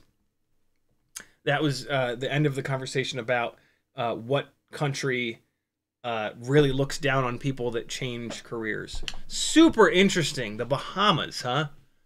I guess that makes sense. They want to push everybody in towards the tourist industry because that's what keeps that island going, which matters on islands because they're islands and the sea level is drastically rising. Alec Kirsten says, thoughts on the Fractal Whoop frames? A 2S 75mm build seems like it would be awesome on the Fractal F75. I spent quite a bit of time trying to make the 65 and 75mm Fractal frames work better than any of these plastic frames, and they never did anything better. They always had worse runtime, less power, worse flight characteristics, basically because of those first two things. The way that they mount the camera on the front is a joke, and the camera never sits straight forward. It's always pointed in one direction or the other and leaning in one direction or the other. And if you want to fly terrible, do that. Point your camera a little bit off, or have your camera off on the roll axis a little bit. You will fly terrible because every time that you level the horizon, the damn thing is going to slide sideways. So you perfectly line a gap up and you flatten out the horizon and you're like, I'm ready for this gap. And by the time you get to the gap, you're over here and you're like, what the hell just happened? And then you do it again and you line it up perfectly and then you're over here again. You're like, this is impossible. That is the worst part about their frames, is the camera mount is just ridiculous. The long and short of it is that their frames don't solve any actual problems that we have. Carbon fiber is a great material for frames and builds that have lower RPMs, where we're dealing with vibrations that are hard to tune out and hard to filter out. Tiny Whoops are not that. Tiny Whoops are crazy high RPM, which is super easy to filter out. And so the plastic frames are actually amazing. The other thing that happens is the plastic frames already have a bunch of stuff blocking the thrust. Well, now you put a piece of flat, horribly aerodynamic carbon fiber down here, and it blocks more of the thrust. That's why they make less thrust and they have less efficiency. And so, yeah, they're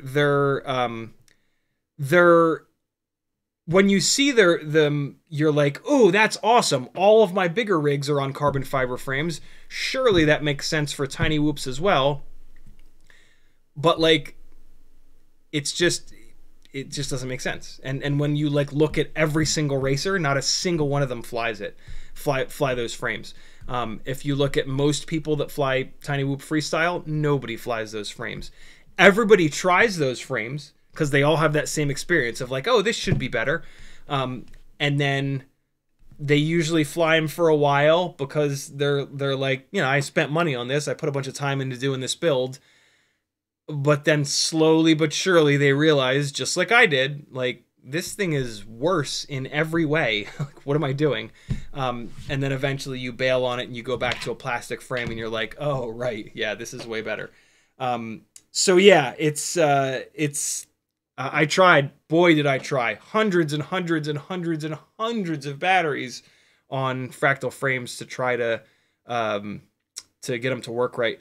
The other big problem is actually durability. They actually are, holistically, they are less durable because you are hard mounting your motors to the carbon fiber. And the motors take a lot of abuse on these things when you crash. And especially with a 1mm motor shaft, you will just wreck motors on those frames. You actually want the plastic frame because it'll give a little bit. When you smack into something, it'll give. And the frame will take a bunch of the energy from the collision rather than just dumping it all into the motor where you're going to bend your motor shaft. And so if you have a bunch of motors that you hate and you want to get rid of, by all means, put them onto a frame that has a carbon fiber brace on it. But if you don't want that, if you want your motors to last longer, which I most certainly do, because they are a definite weak point, especially with 1mm motor shafts on Tiny Whoops, plastic frames are king. But yeah, all you have to look at is like what the majority of the people fly. And it's plastic frames. Plastic frames are the way to go. Lighter, less obstructions to thrust, more durable. You can get a PID tune that doesn't prop wash ever very easily. And like, what's left, right? Just being different. Like, if you just want to be different and be in this little tiny group of different people, yeah, sure. But I would rather fly something that performs better. That's just me.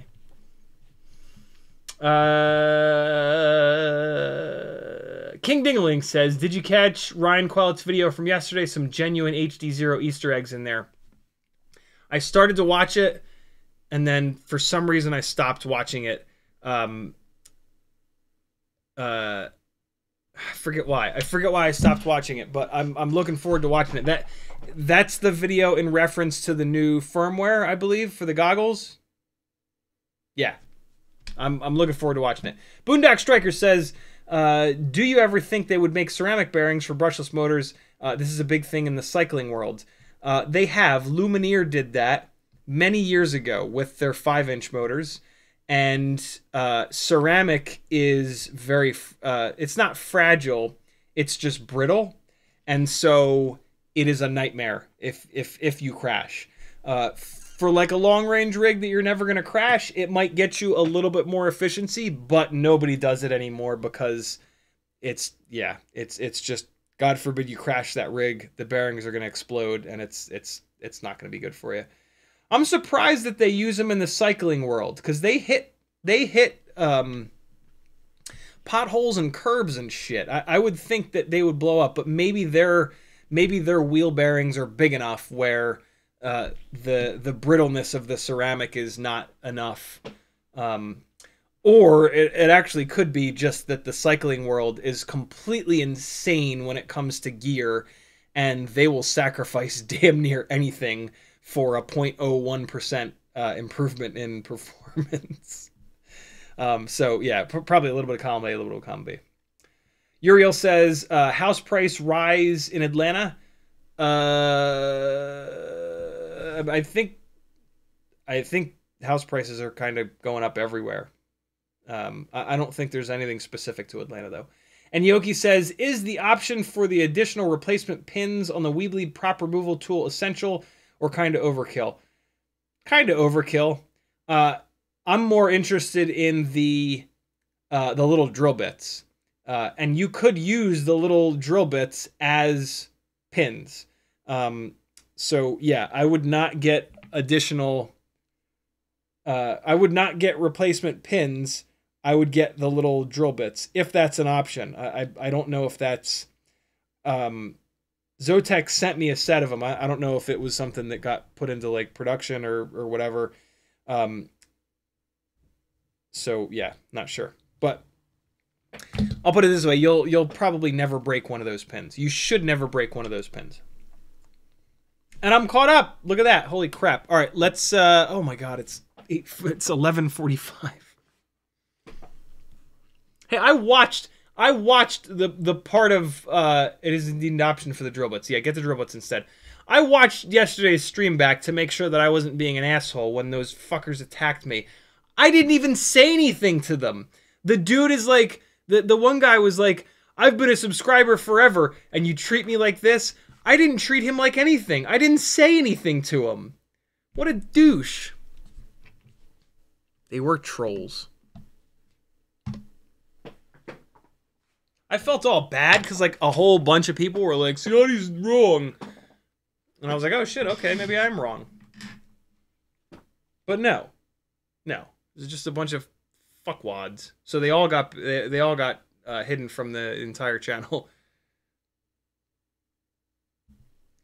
Alright, we're gonna replace this ELRS antenna. Hey, any other questions on the 2S rigs? I showed you guys the flight footage. I don't know if anybody picked up on the RPM stuff, but well, actually, hold on. First and foremost, let's plug these into Betaflight. I want to take a super quick look at where the motor limiting is at on each of them. So the first one I'm plugging in here is on the Sub 250, the company, 0803. I gotta check. I think they're 19,000, but let me check. Yep, 19,000 kV motors. And so let's take a quick look at what the motor limiting is at on this, just so that we have a good head-to-head comparison. They're on the same frame, same prop, same everything. Different AIOs, but they're 10 and 12 amp AIOs, so the AIOs are not limiting the performance at all. So the 803s are at 85% motor output limit. And then the T-Motor 1002s are coming up here. Okay. The T-Motor 1002s are at 80%. Wow. Okay, so the T-Motor 1002s are 18,000 kV, and they're only at an 80% motor output limit. But they still make more power. So, wow, that's drastic. They're making significantly more RPM, and they're a 5% lower motor output limit, and they're 1,000 kV lower of a motor. So the Sub 250 0803, it's okay, but it is significantly less powerful than the T-Motor 1002, and I think from the walk snail testing, the T-Motor 1002 is a little bit less powerful than the RC and Power 1002. So my least favorite motors for sure are these Sub 250 0803s, but they're still decent. I mean, they fly totally fine. I will do some more. So efficiency now becomes the last thing that I need to figure out. And yeah, in terms of efficiency, I'm just going to have to fly like 4 batteries on each of these, and then get an average of those runtimes, and then we can talk about that. So far, though, both of these rigs, I get over 3 minutes of runtime. And like, if I get over 3 minutes, I don't even really care that much about efficiency, but I know that you guys do, so I will absolutely test it. But yeah, there you go. And here's where I landed on the PIDs and all this other nonsense. Don't copy other people's stuff. Just run stock tune, and then if you want a little bit more, PID tune, just push the master multiplier up here a little bit.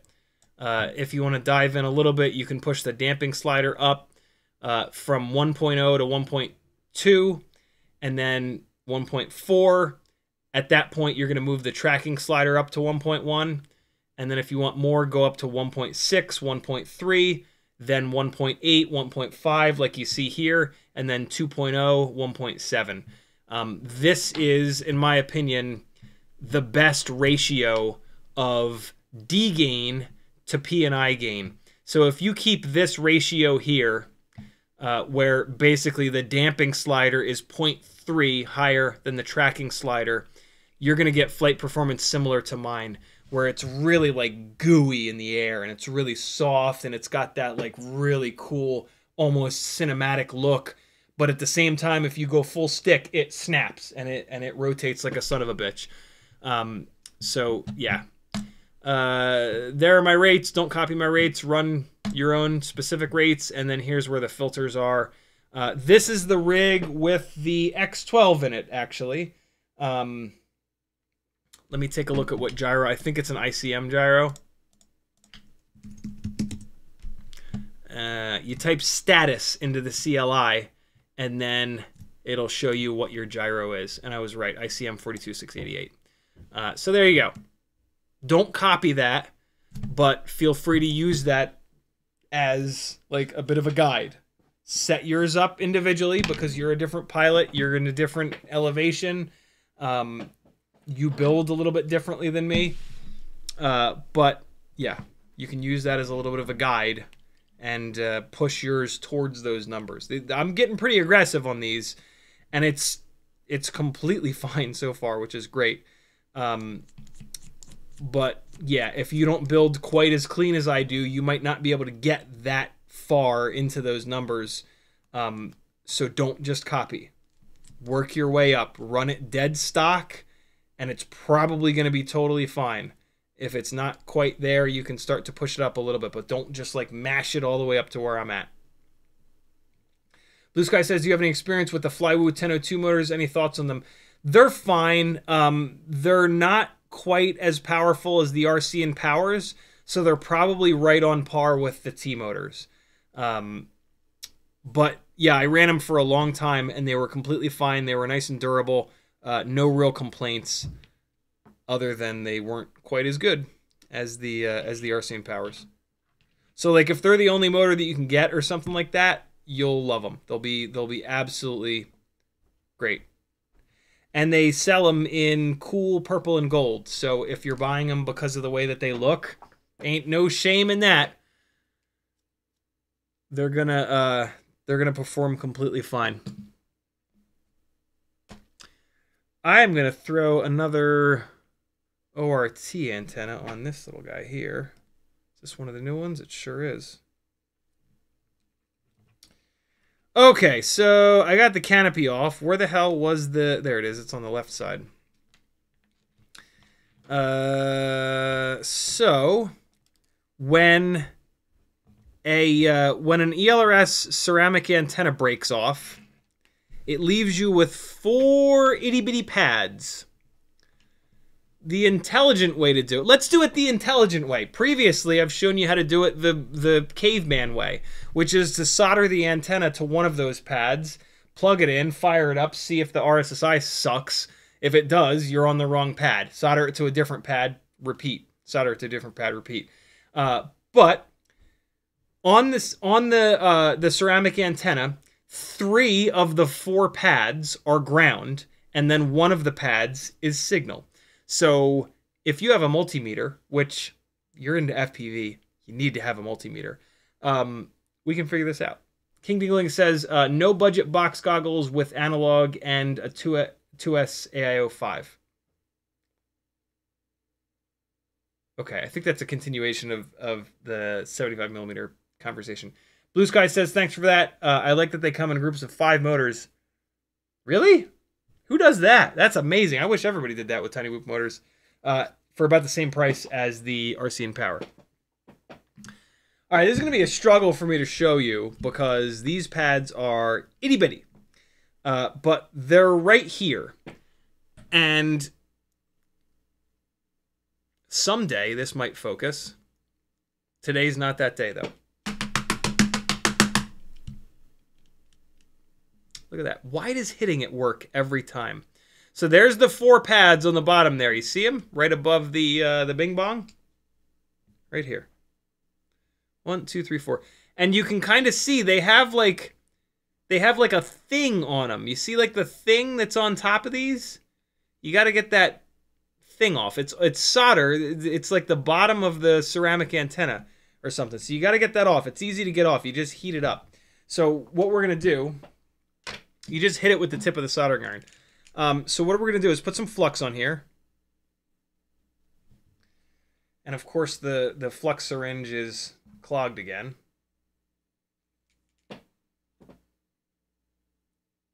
Hang on. Decloggify this real quick. Decloggification complete. Decloggification complete. Complete. Decloggification complete. Complete. Decloggification complete. Have any of you guys rewatched the movie that's from, Goldfinger, in the last like 10 years? Holy shit, does it not hold up? In my opinion, at least. There we go. So this is the HDLRC Spectre board. And boy, there are a lot of components around where this ceramic antenna used to be. This might be disastrous here. I'm going to try to hold this thing up so that you guys can see what the hell I'm doing. But if the camera goes out of focus or if I'm not holding it up properly, you know, sucks to be you. All right, so yeah, there's just these things. So you just get down on the pad and you just like kind of push them out of the way. I don't know, it's super weird, but you'll see. There it is. Just push it out of the way. And once it comes off the pad, you're good to go. A lot of times it'll stick to the tip of the soldering iron. See it moving around? I don't know if you can see it moving around, but now I just moved it onto the other pad.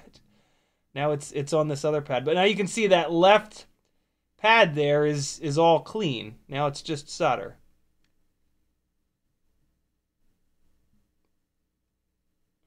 These little things are. But they're what I do know is that they're non-conductive, so you got to kind of deal with them. Flux really helps. And I don't have quite enough of it on here. There we go. See that? See how I just pushed it right off of there? I'm trying to just touch the canopy with the soldering iron. That sucks. I'm trying to push. Well, let's test those 2 pads. I've got 2 pads free. Although, hold on. The one little piece is like bridging the other 2 pads. Kind of doesn't matter because it's non-conductive, but I still want to get it out of there. And one of them is stuck to the tip of the soldering iron right now, so I'm going to knock that off in the copper stuff. Let me throw some more flux on here.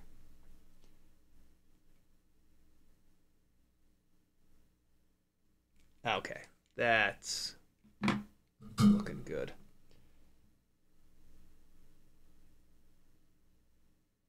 All right, get this pad nice and hot.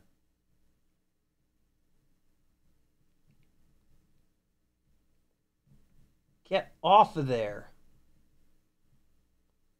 Hold on. Let's get this pad hot too. Oh man, they are like on there now. Go! There it goes. There it goes. Oh boy. Well, I got it to the point where it's not touching between those two pads. So let's see. Let's get the multimeter going, and we'll see if we can, if one of the two pads that's clean has fresh. The giveaways are the first Monday of every month. So next Monday, I guess that means, is a giveaway stream. So I'm gonna put the multimeter into this mode here, which is like the sound mode. And with the sound mode, it's like a little picture of a speaker. And what the sound mode does is if there's a short, it beeps. No short, no beep. Short, beep, no short, no beep. So what I'm going to do here is I'm going to find a ground pad.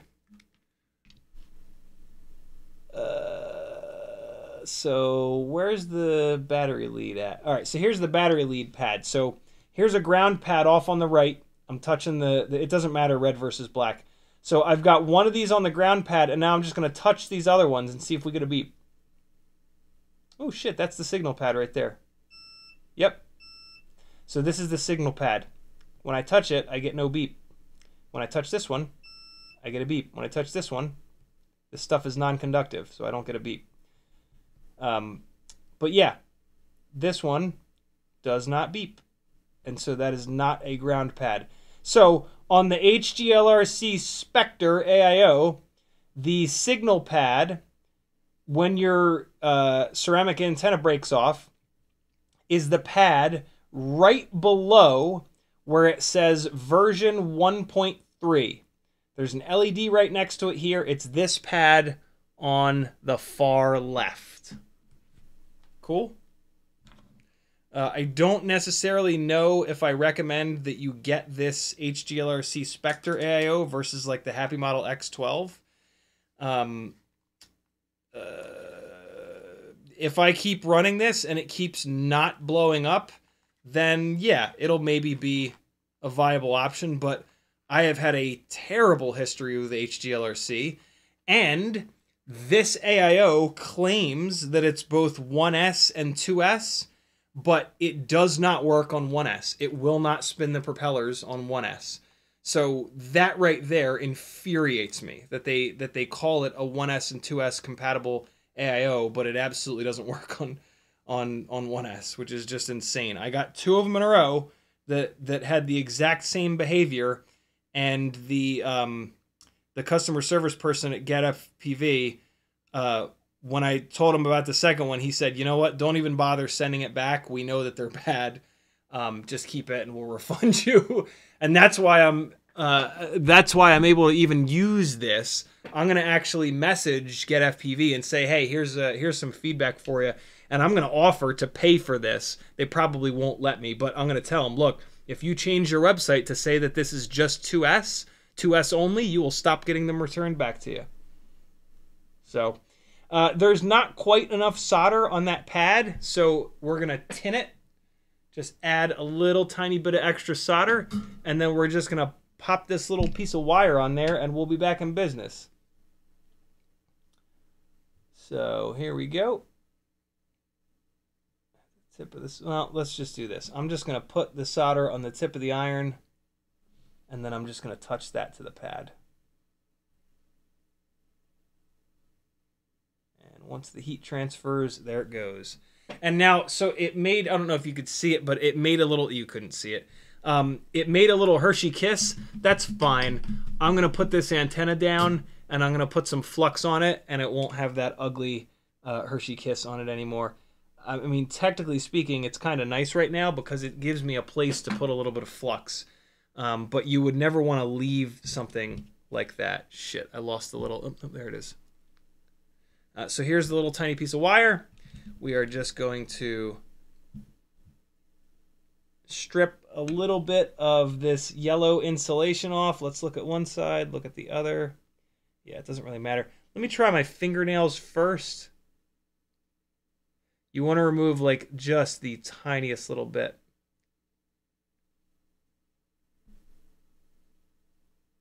Fingernails don't seem to be quite cutting it. Let's try fire. I've heard, I think this is PVC insulation. Apparently you can just use fire to burn a little bit of that off. Let's try it.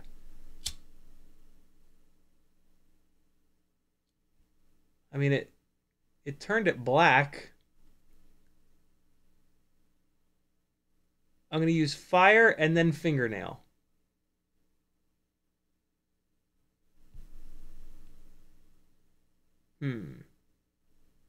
Sorry guys, I'm doing this off camera. Well, I'm doing it on the wrong camera, I should say. Hell, I don't know. I mean, it kind of made it, it looks like it's kind of shiny. Oh no, that totally did the trick. I don't necessarily know if I'd recommend fire, but it sort of worked.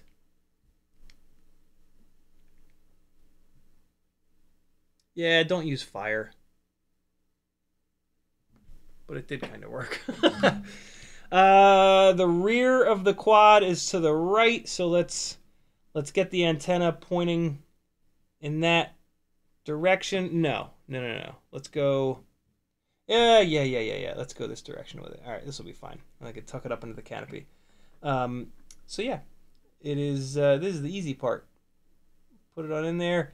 You do want to make sure that you get this as flat to the pad as you possibly can. And then the really important part is to put some E6000 on this. I'm actually not going to put this the rest of the way back together because what I have found is if you don't put a blob of E6000 here at the base of this little wire antenna, eventually this wire will bend and bend and bend in the exact same spot and then break.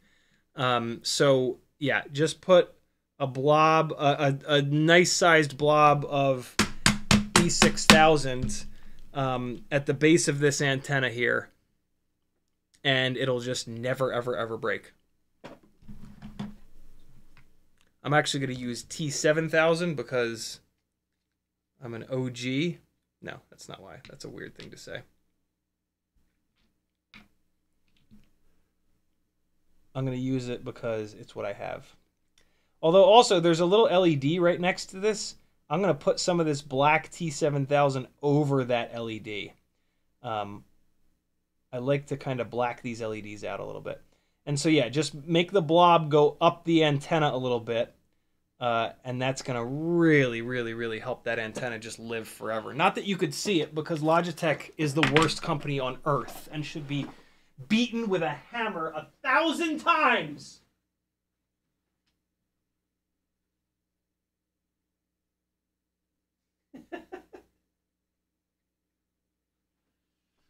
All right. My God, Logitech, how are you so awful?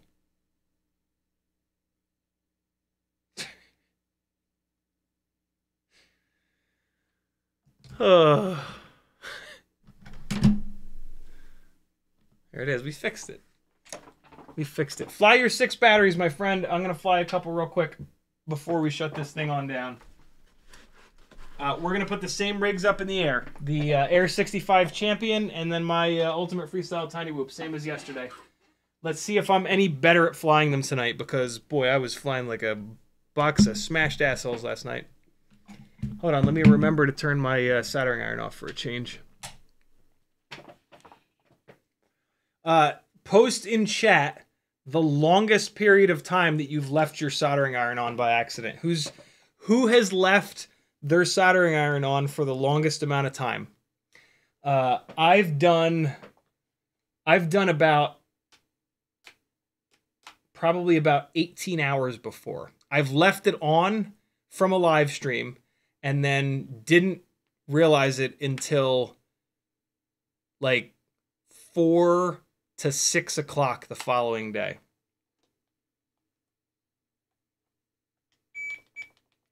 I might have left it on for a weekend at one point, come to think of it. Borkbit says 3 days. I think everybody's left it on for overnight. But Beyond overnight is where the real men start to show up. What does that mean? Air 65 champion first. Totally stock other than I removed the ground plane from the antenna to lighten it up a little bit, and I switched the propellers to the HQ Ultralight 1.2 by 0.9 by 3s. 10 days! Oh, frosty. Dave Gunna says, you're done with walk snail whoops? Not at all, but the walk snail VTXs keep blowing up, and so I only get to fly them for like a week or two, and then the VTX grenades, and I have to rip it all apart, wait for a new one, put it all back in. So, yeah, I love them. I absolutely love them. And the one that's on my RC drift car chasing 1S 65mm rig has lasted at least 100 batteries, which is great. But yeah, the ones that I've run on freestyle rigs are not lasting very long at all, which is like super frustrating because they're so good. They're so good. My God, they're so good.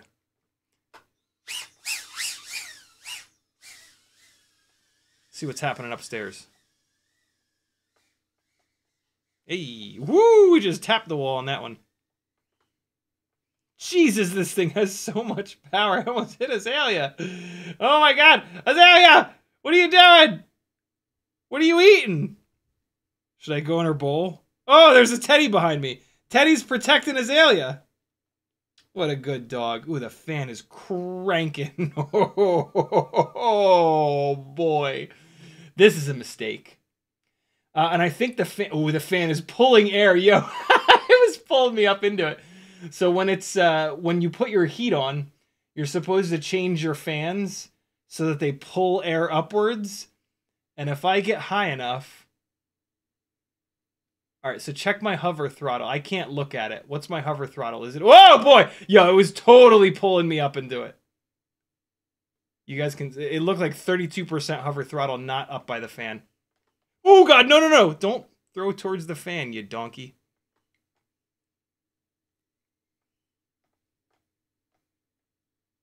Look, Teddy is straight up protecting Azalea. What's she watching?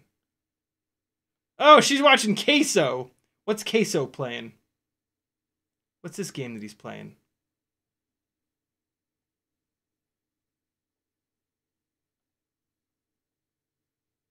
Oh, no, no, fan! Oh! The fan is not usually on. I kind of want to crash into Azalea's food bowl.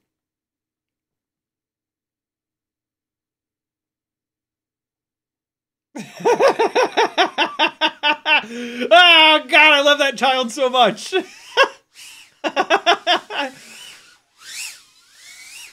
Oh, what? Wait a second. I'm gonna have to watch that back. Oh, you son of a bitch, you.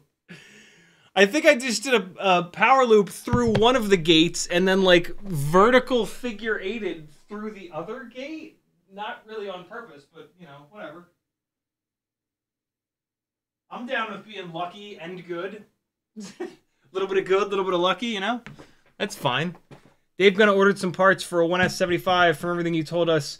I should put the parts on a 65 frame. 0802 motors, 27,000. Sorta. I mean, if it's an analog 75, those motors will be great.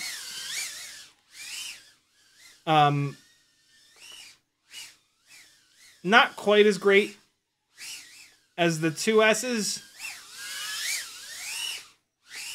but pretty great. Those motors will not be great on a 65. Those motors are too heavy for a 65mm rig. So, like, you're kind of in it. You're in it now for the 1S thing. Only have walk snail, Dave says. Yeah. Somebody will buy those motors from you, I can say. Those motors have been out of stock forever, and so tons of people have been looking for them. I would not I mean, you have all the parts, so on one hand, maybe just do the build and see if you like it. Not everybody is as power hungry as I am, so you might be totally fine with it. I was not. I don't like those motors on a setup with an external VTX. So yeah, take that with a grain of salt.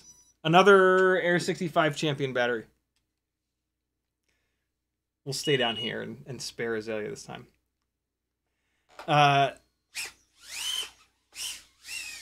Woo! Woo! Woo! Yo, this thing flies so good. It's a real shame that they only made 1,000 of these. Although the runtime does suck. Oh my god! Look at this jank-ass dive tower from opening the door. That's my bad. Look at that throw, yo! These are not 30,000 kV motors. These are at least like 34,000, maybe even 36. They are not 30,000 kV motors!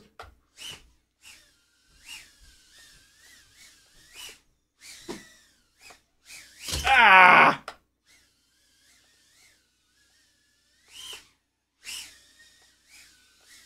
Oh, stop it! Thank you. Yo, your boy's on fire tonight, motherfuckers! Oh, shitters. We got it. I don't know if it went through or not. That's what she said! That went through! Woo! Woo! Easy. Easy, big fella. Go for it. Oh, God, don't kill me.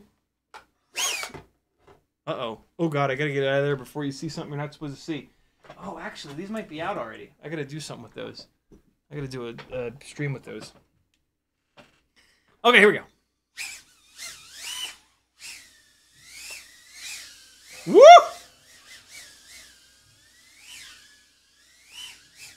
Oh my God, what was that? Hey, hey, hey, hey, hey, hey, hey, hey, hey, hey, hey.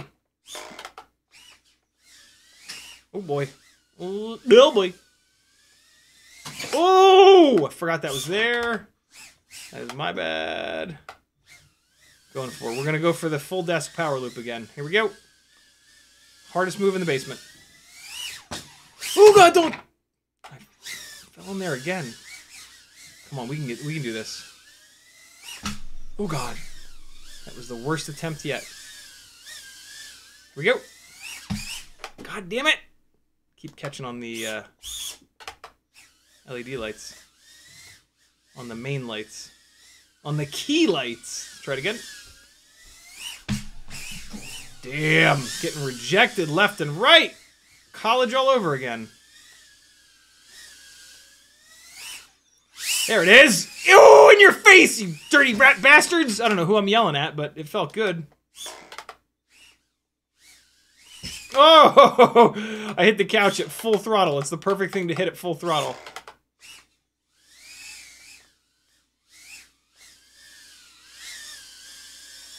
.5 at a hover. That's where I like to come in. 2 minutes and 40. Not that bad on that battery. Not bad. Last battery of the live stream, my friends. It's going to be an ultimate freestyle Tiny Whoop with tinywhoop.com 0702 36,000 kV batteries. Thank you for hanging out. I'll see you guys on Whoop Wednesday. I've got no... Oh, right. Low power until first arm. Here we go. Oh, nope.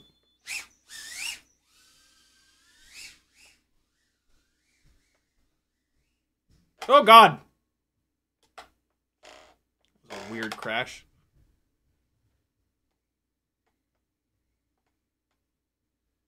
It was Teddy up the stairs.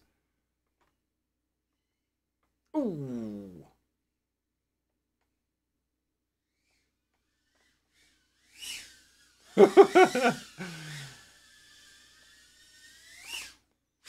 Get you some of this. Ooh! Wow, that is 3 times I've crashed in that box. Oh!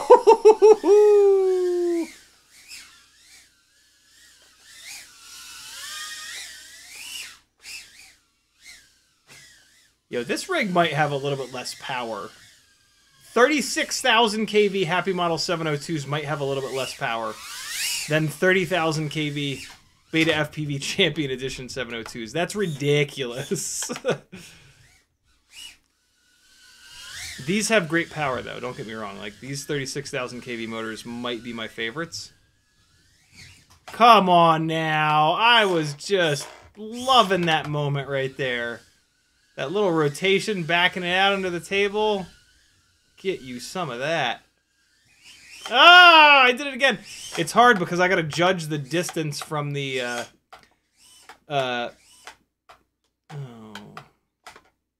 There it goes. That last one did it. You got to judge the distance just right. Oh, what if I Matty flipped down back through the coffee table? Can you imagine? I would demand some sort of an award if I'd done that. An award for luckiest person on Earth.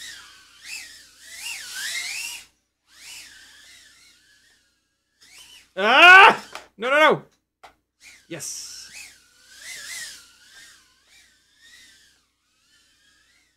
No, you little jerk. Ah!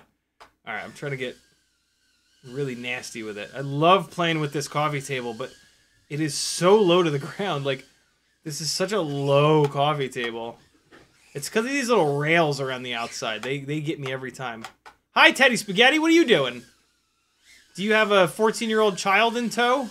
Or is it just you, buddy? Oh, shit. Oh, that was a good one. I wish I'd centered him in the frame, but that was a good little Teddy chase. Come and get it. Get you some, small dog. Get it. Get it. Get it. Get it. Keep chasing it, you lazy bum. Same exact runtime, and I actually ran the battery down a little bit farther. Something might be going on with these motors. I feel like I've said that before. I don't know. I beat these rigs to absolute death. The Champion Edition rig has not received nearly enough beatings yet, so I'm gonna withhold judgment until it's been beaten up a little bit more.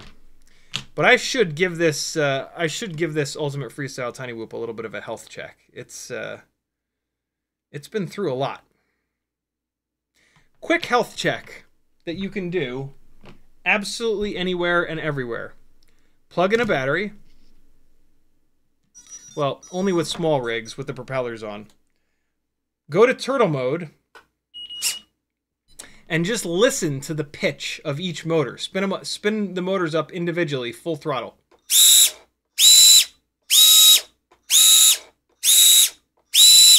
You know, this motor is spinning up higher.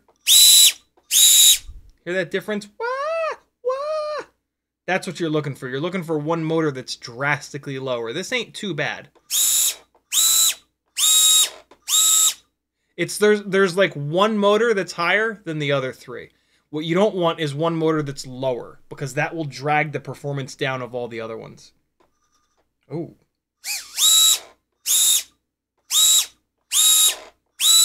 The other test you can do is to spin them up slowly and feel for vibrations. Just real gentle on the stick. This one's not great, but they're okay. They're not bad. So this is somewhat healthy. I could pull it into Betaflight and start looking at filters and stuff like that, and look at the PIDs but yeah, that's the majority of the testing that you want to do to see if they're healthy. Cool. Thanks for hanging, friends. I'm gonna watch another episode of Arcane with Azalea. Be good. Check in on your friends, please. Okay? Oh, the camera survived the entire live stream. And now it dies. And now it dies. Right at the very end. Dave Gunna says, I'll report back how it goes. And then Andrew Taylor says, soldering iron shuts down by itself. I once left my car idling in my driveway for over an hour because I got distracted while leaving the house. Holy shit. My soldering iron drops its temperature all the way down to like 300 degrees, which is really nice. I wish it turned itself all the way off. Hang on. Coming back. There it goes. All right. Thanks for hanging, friends. I'll see you on Wednesday. Check in with your people, okay? Be good. Here's some more flying from the 1002 rig. I think. Pretty sure this is the 1002 rig. Yeah, it's the 1002 rig. Bye-bye!